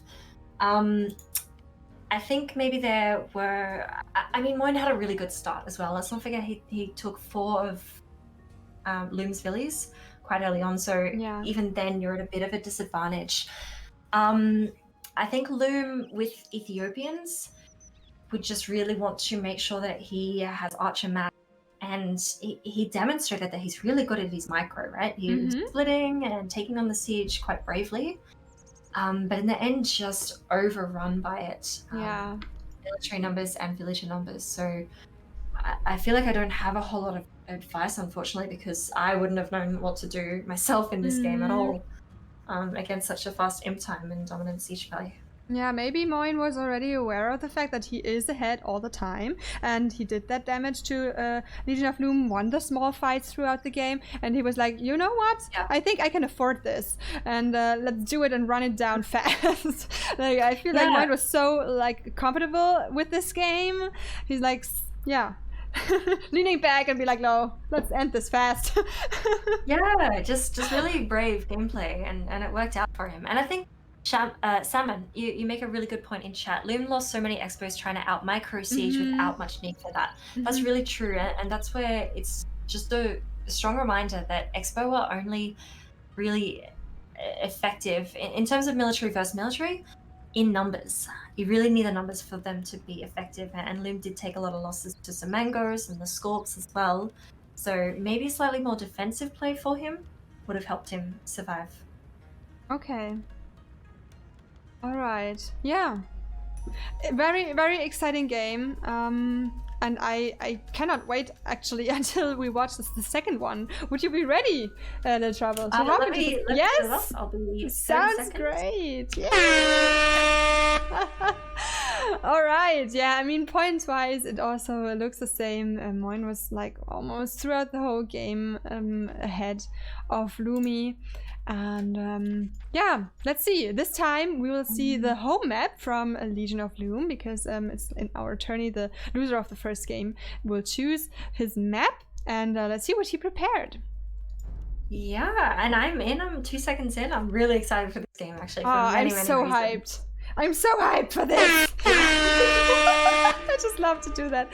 Okay, sorry for the ear cancer, guys. You know, Artie, the funny thing is, like, I can't even, because I've paused the stream, I can't hear that hype sound go off, but I can tell the excitement in your voice. I just know you're smashing that button. Oh god, that's hilarious. Yeah, I just love to smash that fucking button. Like, every time my voice gets excited, you know what's happening. I love it. Okay, guys. Yeah, so just a short break to have a little talk to the chat. Hi everyone who just tuned in throughout the casting. I'm Artie, and I'm casting with the lovely lady LilTrouble. Definitely check her out. She's doing an amazing job as my co-caster. I'm so happy to have her here. And she's also a streamer on Twitch and does YouTube, so definitely check that out. And she has a super fun new video on YouTube, and I actually want to watch this after the tourney, after the casting today, because it sounds so super fun. I'm so sad we didn't see those Wood Raiders. I want to see the sexiest unit in Age of Empires. Damn. Yeah, just a note to any ABCD players that might feel like picking Celts in their future games. You know that at least two of the casters really want to see the sexy Wood Raiders. Yes, I mean, like, it's strategy. If I would be a participant at this tourney, like, just pick the Celts and make those Wood Raiders, and I'm so distracted I cannot play anymore. Just kidding. I would of course not be distracted by the Wood Raiders. No, of course not. Yeah. And yeah, welcome to everyone. Thanks to all the people who decided to leave a follow. I appreciate you guys, and I hope you enjoy watching. I hope we can give you some more insights, maybe some advices for your own gameplay, especially when you're also in this elo range. And yeah, we had a first game. We watched that with Moin and Legion of Loom, both players at 1100 elo, like the max of our tourney. And yeah, I can't wait to see the second one. I'm looking forward to a very exciting game here. All right. I'm 2 seconds in and ready to go. Okay, so this time we have, I did not click yet, I'll count on 3 when I'm ready. But I just wanted to say that we're having Moin playing the Japanese versus Legion of Loom with Lithuanians on 4 lakes. So this is a hybrid map, and it's the home map from Legion of Loom. So I'm definitely excited on what he will have prepared and bring to the table for this one here. It's quite some special setup. So I will count to 3 now. Okay, LilTrouble? 1, 2, 3. Let's go. All right. Would you like to start? I will start. Okay. So Loom playing as Lithuanians, and this is his home map. So we'd like to think, and I would trust that Loom would definitely have put some preparation into this map and this choice with his civ and what his plan will be. But yeah, it's Lithuanian versus Japanese. I think Lithuanians is a really exciting civ, and I'm seeing it played a lot. It was a new civ to come out with Definitive Edition. Personally, I feel like I'm not as familiar with it, but yeah, I'm definitely seeing, especially players that have started with DE, are very comfortable with it, as opposed to me. I started on HD and then Voobly, and I feel like the 4 new civs that came out with DE are a little bit of a mystery to me. But Lithuanians is a fun one. They do get a bonus on their knights. Correct me if I'm pretty sure it's not their light cav and their camel. So it would just be a bonus on their attack for every relic that they bring in, up to +4 attacks. So 4 relics, which is really, really cool. And as soon as I see a Lithuanian player, I want to know where the relics are. And I see 1, 2, 3, 4, and 5 over there. So relic placement is in Loom's favor, which is good if he does want to go for that cavalry play. But generally they are, knights and lighters. Thanks, Mars. Lighters, which is their unique unit. But generally they are definitely more a land civ, like with the cavalry having that mobility, and with the bonus there, they would be wanting to play land. As opposed to Japanese, which is a really, really strong hybrid civ. And I think a really good pick for 4 lakes, because they're very versatile. They can kind of go into anything, really. And they also have some really beefy fishing ships with their extra HP on their fishing ships. So if there is any fighting on the ponds, on the 4 lakes, then that might be in Japanese favor to make sure the fish survive. I don't believe Lithuanians would have any advantage on water. So my guess is that Loom, yes, he may go for the standard build of adding fish into 1, maybe even 2 docks. But I feel like he might be planning to focus more so on land. Of course, I love to be proven wrong, and that definitely might happen. But yeah, I think that's a little bit for the civs. Yeah. And that's for you. Okay. So, yeah, I mean, I'm looking at Legion of Loom right now, and he is having, everything quite close. Like the stone, gold, and berries are quite close to his TC, but the berries and I mean, nothing is really nice in the back besides the wood line. it can, yeah, I think that's also a thing with this map in general, which is quite open, but yeah, everything is a little bit in the front or to the side.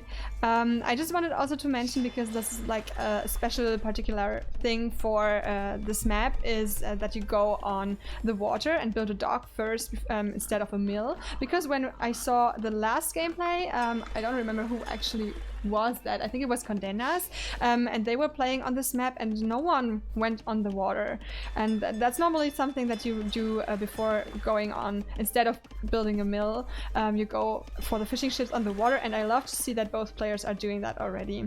So I'm expecting some more water related gameplay on this one. Very excited for that. And if we have a look at Moin's map, he has his gold and the stone nice in the back compared to Legion of Loom.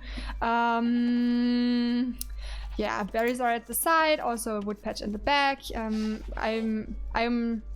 excited how they both will decide to wall, or whether they will wall at all. And now we're seeing Legion of Loom scout approaching the TC, so let's see what he will find here.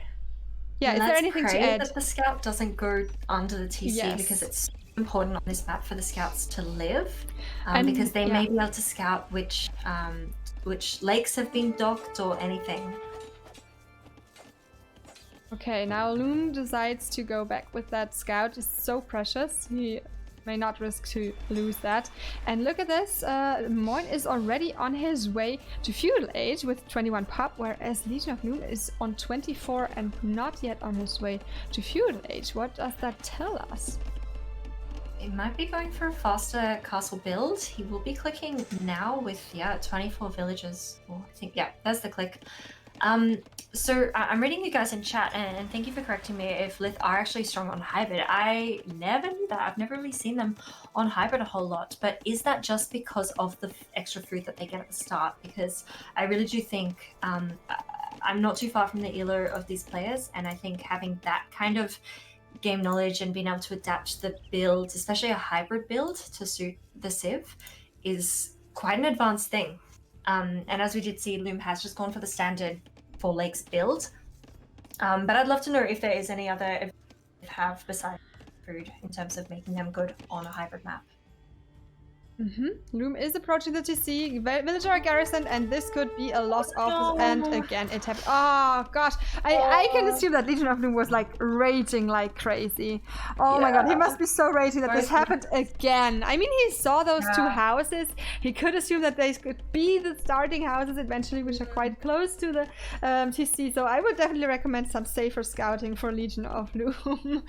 Yeah, definitely. But yeah, that is a change. But at least he does know. Let me check his point of view, his line of sight rather. He does not know very much. He doesn't actually know where the dock is, if there's been a dock. I mean, if I were him, I'd be assuming Japanese would be docking, but he doesn't have that intel. He doesn't know which lake. He really doesn't know anything, unfortunately, before losing that scout. Yeah. And now they're both feudal age, and he's going for the stable here, Legion of Loom, whereas archery range for Moin. Okay. 4 shipping ships at shipping ships? 4 fishing ships? Shipping ships. Shipping ships. That sounds cute, actually. 4 shipping ships. I will always say that now. Looms are idle. All 4 of his fishing ships are. Wait, they're idle? Yeah, that's such a shame. No, Loomy. Oh, that's really unfortunate. He's just messed up. Oh, so now he's fixed the gather point, but those 4 are all idle. Ah, disaster piece. Oh wait. Well, maybe he would see it. Yeah, they are. That one's idle. That one's idle. Yeah, sorry, the 4 are. One of them's fishing. But Lumi is walling up and producing scouts. It's going to take him some time before he's fully walled, but at least the attempt is there.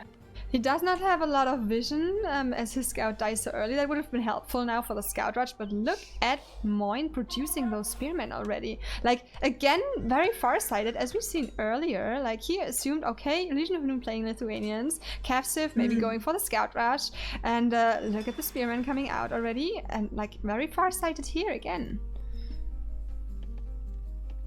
Yeah, so what Moin's going to have to do here is to protect his resources. Otherwise, these scouts are going to be able to just dance around and idle the gold, idle the wood, maybe get some villager picks. So this is going to have to take some clever spearman positioning from Moin to keep everything safe. That's always something where I have also struggled with. Like, I know, okay, I'm producing spearmen because of the scouts, and one already lost. Oh no, Lumi! I would really love him to have some catches with that and have a third game. Like, I would really love him. I mean, seeing win him.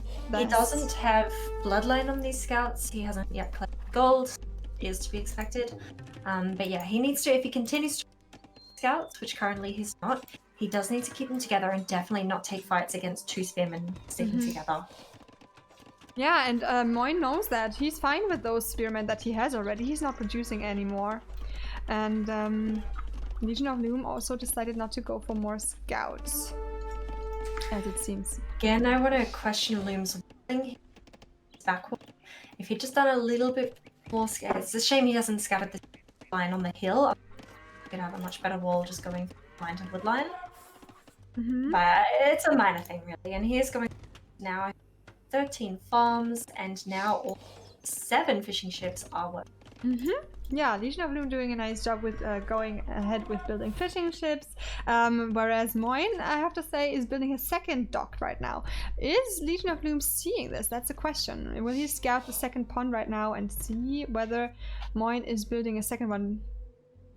No, he's returning. Sees the house, so might be able to assume, but doesn't get that information. Oh, he's not going ahead with scouting that. Okay, maybe it was enough information for him, I don't know, but he did not really have a closer look on that. And it looks like Loom's sending a Vil out to second. Yes, nice. I like to see that gameplay so far on that map with the players.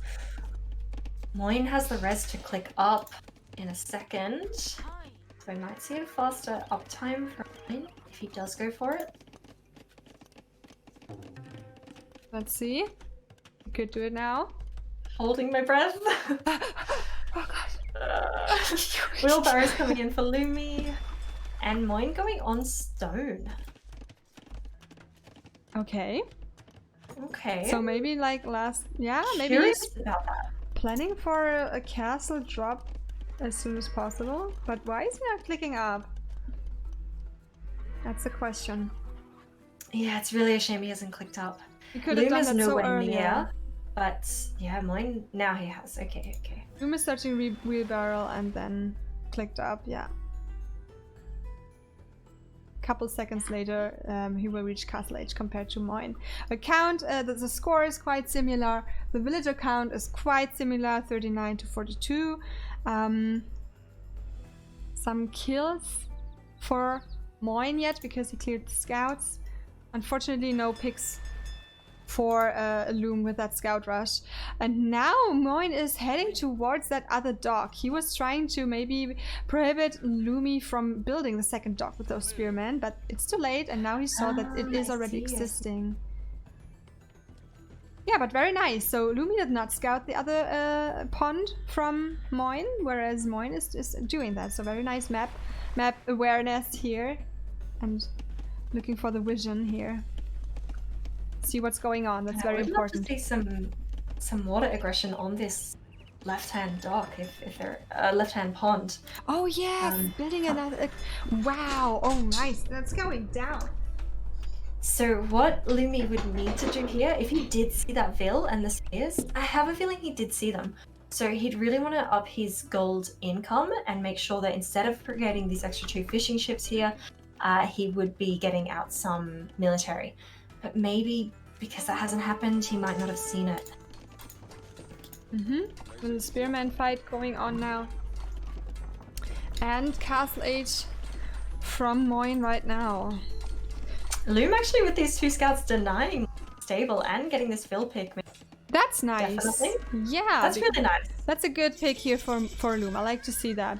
And he's scouting also the pond from Moin now. Let's see what he will do with that information. And will he kill that villager building the house, maybe? No, just scouting around. Okay, but he's looking for that map awareness. I mean, for him, it's important now to get those relics as Lithuanians. That would give him a huge We boost. do see from this left-hand pond that Moin with there to take Lumi off this pond, giving Moin 3, Loom 1. Mm-hmm. And But I Loom's think... got to build down at the bottom. Yes, exactly. He does not know yet that he will get attacked soon on that point on his left, but the villager is idle here on Moin's pond. Build that dock, little villager! Maybe he did not have the wood. I'm not sure. I actually want to question Loom's choice for a second TC. Just got it up on the wood line there, but I really feel like that's such an investment in wood, and now Loom's got 15 wood, 30, and slowly increasing. But with the docks, as long as you can maintain your position on these ponds, each dock is like a mini TC in themselves. So it is a big shame that Loom's going to lose this one that he's got on the left, and he'll only have one. But I feel like maybe without the TC, he would have been able to produce fire galleys from this dock and to keep him on water. But instead, he loses those 3 fishing ships.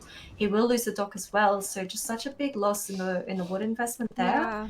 Yeah. Leaving him with only 1 pond. Okay, so let's see. He still has the villager here on the southern pond from Moin. Not doing anything so far, just idling around. He's having 4 knights ready to attack. I think he's trying to go for a raid. Now a stable going up from Moin and also going ahead with walling. So maybe... And there is still the hole! Oh yes, go Lumi! Moin must be like, fuck, where did he come through? And I said it earlier before, there is a hole! It always happens, and it happens to all of us. Knights get in, Knights 3 have got kills. +1 and +2 on their upgrades. And Loom has just created his money. We'll be collecting relics, and I believe these knights are going to be tanky boys soon enough. Those quick houses here. So nice done by Lumi, by Moin here.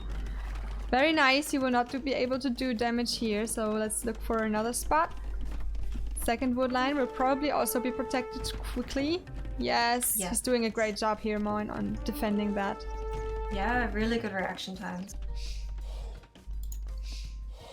Okay, so Moin was able to clear that left pond. He could go for his own shipping ships now. I really have it with those shipping ships.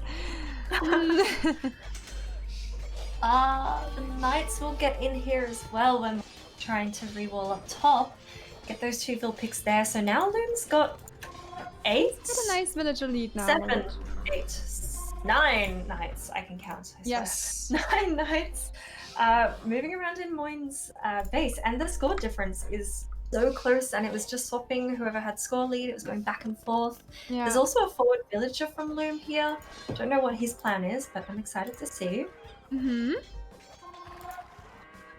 He's definitely planning something. A siege workshop! Oh yeah, I think that's a great move. When he's got this aggression already in Moin's base, the siege is the perfect decision now. I would really like to have Lumi here get those picks and get ahead, and then maybe have a 3rd game. Yeah, but now there's quite a few pikemen out defending Moin. Yeah, producing from 2 barracks. 2 TCs for both players, but it's 1 dock compared to 4 docks. And I think I just heard a relic pick, so Lidl has that monastery up, and I think he's collecting the first relic, so that's good for him. That would give his knights some more damage. Quite some. Okay. I think now Moin defended that really well. Yeah, absolutely. That could have been way more devastating. 16 to 20 for Loom. No, he's trying to save the last units. And I wonder, he just forgot that villager on the southern pond. It would have been so nice to see if he could claim that. But yeah. He must have done it. Okay, so Moin is not giving this away yet. Not at all, and neither's Loom. Loom's making a great move against pikes because any mangonels would just not be able to get hits if the pikes are right up in their face. But yeah, we do see them coming out to get this relic on the right. Yeah. But yeah, gosh, the ecos are pretty well balanced players too. Elite Skirm upgrade is clicked for Lumi, as is Archer Defense. Okay. So far, So probably, yeah, just going for the Skirms to deal with the pikes. I suppose Moin is putting up a nice defensive card. and what is he building? Are those camels actually? Is he building camels in the stable? I think. Looks like. No, knights. Okay. You just build some knights and those will clear the scorpions. I feel like Moin is playing this really... yeah, like... she's just playing it all down so smoothly. Whatever Lumi is doing, he just fights it off. Like, it's crazy. It's just really good reactions, really good count. Staying cool, calm, collected. He's got 3 pawns, and definitely feels in control, I feel. Yeah, he even has the fire ships in place in case Legion of Loom would have tried to build a dock there, and 3 pawns for Moin are giving him such a big food income. So yeah, let's see. 3rd TC going up from Moin. Safe, and yeah, who point about these Japanese pikemen attacking faster? Who said that? I need to credit you. And lost the comment, I think he's yeah. also on his way to think about Imperial again. Like, his resources are stacking up. Yeah, definitely. That was a really good engagement from Lumi with the really great, taking advantage of the heal bonus there. So now the military numbers are really relatively balanced. 22 for Loom, 19, and village numbers are so similar. Yes. It's a really even game. Yeah, I really like to see that. Like, it's very on top of our elo allowed range, and quite similar balanced matchup. I mean, yeah, like we didn't make any seedings ourselves. It was on yeah. Oh, and now there's the top of the hill castle from Legion of Loom to claim that spot. It's very important for him, I think. And yeah, it's just coincidence that they got seated together, like very similar elo. But on one hand, it's of course a little bit sad for the person that has to, that loses this and is out of the tourney already after first round, even though he's such a high elo compared to others. But on the other hand, it's also not nice and not exciting to watch, and just unfortunate for someone who is low elo, and like we have 600 elo players here, and then playing against Moin or Legion of Loom would just be like, why am I even playing? Loom has 3 relics in, so these knights. Yes. 5 attack with the relics and upgrades, but Imp has been clicked from earlier than his opponent at least. But yeah, that castle from Loom is in position, but he's clicked as well. Okay, this is great. Having a closer Imp time. Light Cav has been researched for Moin to deal with the skirms. I really feel this could go either way. Moin does have the lead, but I think Loom could be in a good position too. Yeah, what would you do at Loom's in Loom's position regarding those pawns? Would you say like, okay, I just give them up to Moin, he should have it, I don't care? Or would you say like, this is quite an important part of the game and he should try to challenge those? Oh, and now there's a big Knights army. Sorry, now that's more important probably. Yes, big Knights army in. Go, but Lumi! And if these pike catch up to them, it's going to be such a shame. I really hope Loom can get out of there with them. Because losing them before Imp, these are really... Oh, and the TC Fire as well. They do have their defense upgrade, but their first one at least. But you really don't want to lose these numbers, especially your Knights, before hitting Imp and being able to upgrade to Cavalier as Lithuanians. Yeah. Second castle going up on the top for Moin as well. But answer your question about the lakes... No, don't do this with the No! I'm crying! Oh, and for that was a slaughter! Sandwich here with the knights, they're all going down. Oh, no! That is so unfortunate. And Halberdier has just come in as well. I'm crying. Oh, Lumi, that was such a setback. I mean, I just wanted to mention, at least with those knights, he was able to distract and pull those pikemen away from the relic that he just gathered, because they were patrolling around on that relic, and with the knight attack, Moin needed to pull them away, and then he was able to get that relic. I don't know if that was a coincidence or anything else, but it was good. So he got that additional relic that was earlier protected by the halberdiers. Yeah. That will be his 4th relic. This is a lot of halberdier though, and they're quite dangerous. The skirms are there to help, but even he's definitely going to need more numbers of skirms and definitely needing to remass, especially because he has now clicked Cavalier, so he's really got to protect these units against that amount of Japanese halberdier. Oh boy. But about the lakes, I honestly, in my head, I would like to say you can try and retake them back, especially now that Moin would be very distracted by holding his fort at home and focusing on what he's doing now that he's in. It could be a chance to kind of take advantage of his sense of security on these lakes and take them back. But at the same time, that takes a lot of attention and focus and commitment from Bloom to be able to multitask in that way. So I can understand if he's not able to do so. And now there is the first trap from Legion of Loom. Is the question, will he be able to defend that? He has the Cavalier upgrade now, and question is, should he run into those pikemen? It's just so painful. So it's great that Loom has the hit here, and his second trap is being. These are Japanese traps as well. They do get the Kataparuto upgrade, but I don't think that's going to help him out a whole lot here. Because there are 2 traps of Moin on his castle, and that's just a lot of halberdier. Loom's really got to keep his cavaliers safe. Yes. I feel like maybe some scorps or some siege to do with this mass of halberdier. And even a monk from Moin trying to convert the cavalier. Wow. That's very nice to see. And Moin is repairing his castle, whereas Legion of Loom is not. So this could actually... Oh wait, he is with 3, but 3... Only with 3, yeah. 3 wills, and then 2 traps on the other hand. So it looks like Moin's castle... Or almost... Oh my gosh, 1 more hit and then... Or maybe 2. But Moin's castle there will go down. Yes. And I think with those 2 trebs...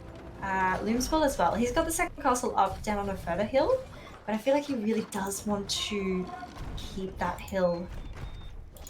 Yes, he needs to keep that hill because it's so much in the front of his face. Could dance around and take out both trebs and run. Yes, so that's such a nice job.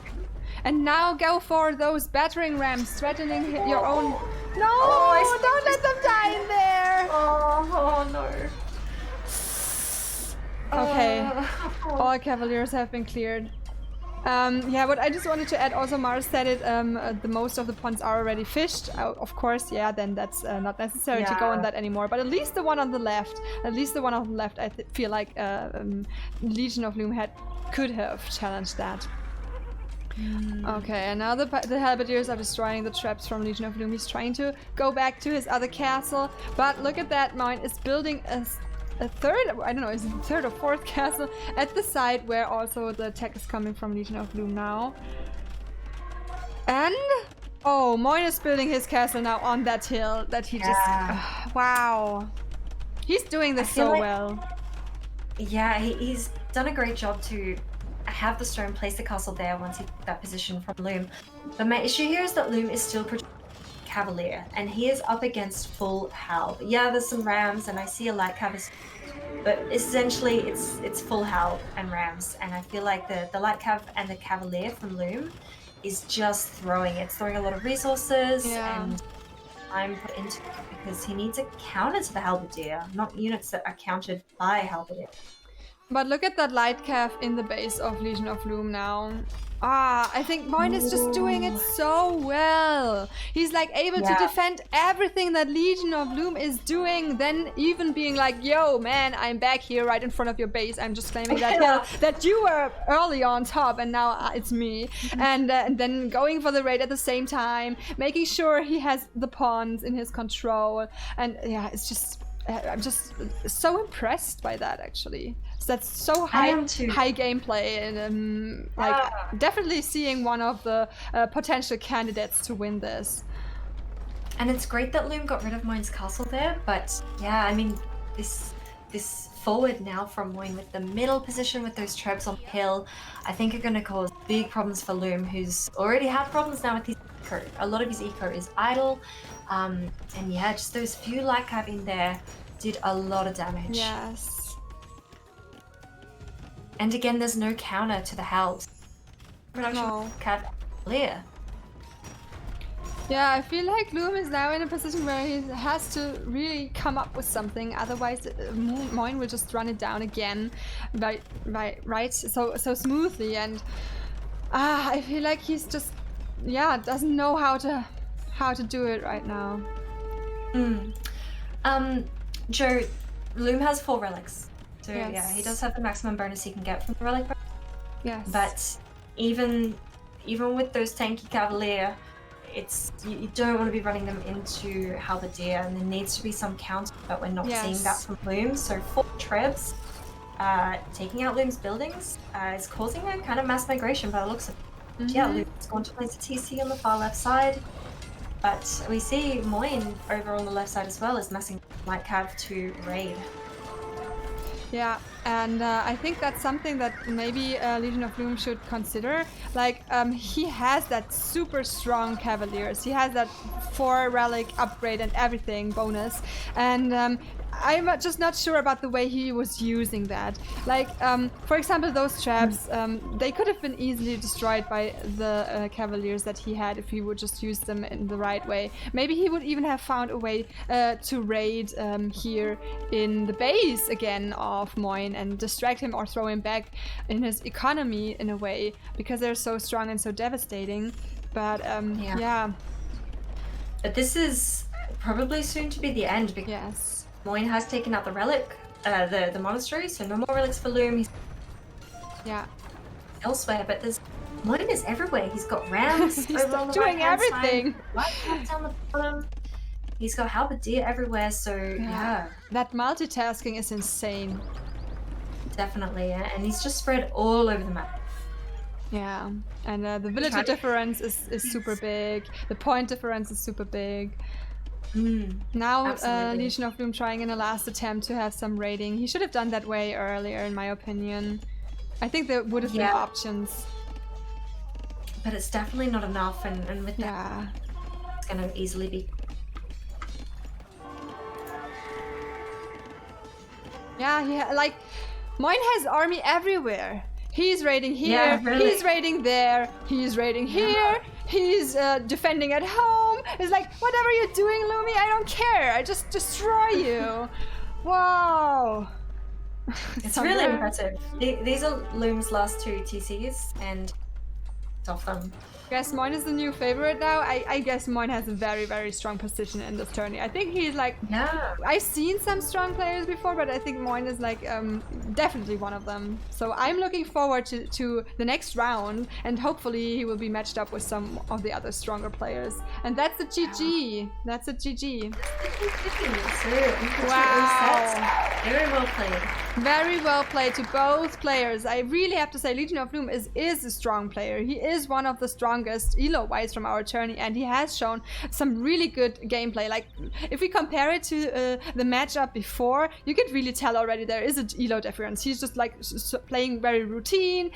He had his strats in place kind of, and yeah, it was just like unlucky that he's had this super strong opponent here. Like, Moin just did like everything. He was so good with the multitasking, with his reactions. He did foresee even what Legion of Loom could do next. And even on this map, where you could say, oh, this could be a weakness for some players, as it is like not that much of a popular map to play normally. Maybe he did not have that much experience eventually, but Moin just ran it down. He just did that control of the pawns. He had the build order in place and everything. I'm like, holy shit, wow.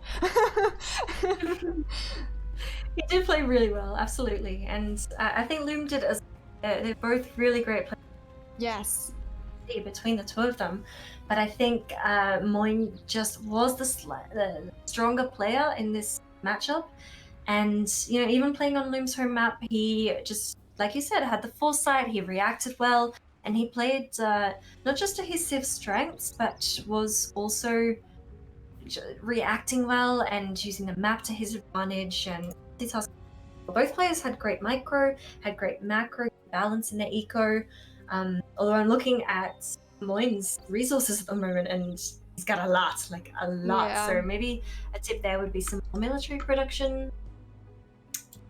I he mean, does have the build yeah. problem, but yeah. At that point, he didn't need it anymore.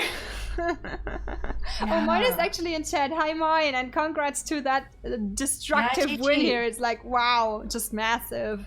GG. Well played. Yeah, we are super impressed.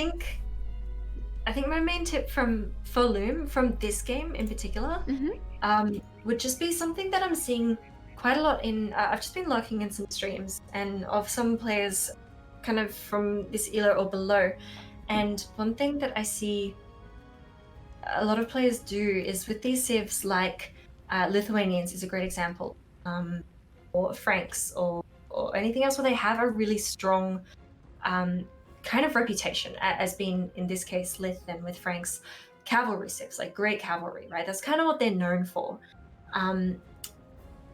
But then just only committing to that and not using the other options that the civs can provide, because you're up against Japanese and they have really strong halberdier and you're full halberdier, and yes, your cavalier might be really, really strong. You've got the 4 relics. That's exactly what you needed to do, right? Yeah. But you have to make a change. You have to do a tech switch into something that counters the halberdiers. Like Age of Empires is a game that is scissor, paper, rock, and it's back and forth. You know, you make a unit, I counter that, you counter me, I counter you until through the top. Yes, exactly. But there was no adaptation, there was no change there from Loom in this game to deal with the halbs, and that's what lost it for him, I believe. And then what I would like to add in this context also from Legion of Loom, we've seen with his archers in the last game, he did some great microing there. He was really like actively taking care of his units there. And whereas in this game, I had the feeling with his cavaliers, they ran right into the pikemen so often. Like, where was that unit control basically that he had shown in the last game already? Like, don't just sacrifice the horsey so easily. Because he showed it last game already that he can do that, and I was just a little bit confused why he did not do that as well with the horses this time, because you also have to take care of those. and maybe it could be, I'm just speculating here, but it could maybe be a case with archer units, like, you know, you have to be watching them to micro against siege, and so your focus is completely there. But with the cavalry units, maybe you're thinking they're just going to sit on the hill and stay there, but as soon as units come into range, they're going to want to fight them. So maybe a different stance for the units, just to have that control over them so they don't run into bad fights, could be something to think about. Yeah, and then for Lumi, for his home map, it was quite surprising that he did not go for more pawns control here. Like, I mean, it was not the decisive point here, but I was just wondering, because Moin was able to occupy them without any problems, and then even defend or capture the western pawn here completely, and yeah, Legion of Doom just said, okay, then take it, I don't care. That was a little bit also surprising to me. But yeah, it's a tricky map because there's so much going on. For right? sure. There's so much to think about in a hybrid map, and not just any map, but 4 lakes where there's potentially 2 or even 3 or however many lakes to be checking in on as well. So it is quite a tricky map to play, but it also leaves it open for so many different games to be seen on full legs. So many different tactics and strategies and outcomes. So yeah, it was a really great game to watch and well played to both players. Yeah, very, very enjoyable to cast your games, mine and Legion of Loom. I don't know, Legion of Loom, I think, is not in chat. He's probably asleep. He's like having a quite different sleeping schedule for normal Europeans. But he's on American time. All right, yeah, and that's it with the casting. And congrats again to mine. Also, thank you, Legion of Loom, for participating. Applause again for both players. Great job, well played. We are super impressed. And yeah, thank you also to you, LilTrouble, at this point for casting all the games together with me. 4 games, quite some job to do here, and you did it so nicely, so well. So props to you, and thanks a lot. Also applause for LilTrouble, guys. Oh, yeah! Can't thank you enough for inviting me. Such a to cast with and to be involved in this tournament in this way. I'd love to do so more in the future as well. Yes. But yeah, I really loved it, and they were great games, and it just makes me even more excited to see how this tournament plays out for everybody. Yes, definitely stay tuned, and if you want to cast again in the course of this tourney, I would definitely be down. It was a pleasure, really. And maybe we can have a shout out again. Also, my lovely co-caster, LilTrouble. Check her out on YouTube and on Twitch. She's also a very cool streamer and doing nice videos. And I will check out your video. And yeah. Thank you very much. And with that, I release you into the night and wish you. Yes, I'm off to bed. Yes, wish you good night. Everybody in Europe or wherever you are. Thanks again for having me.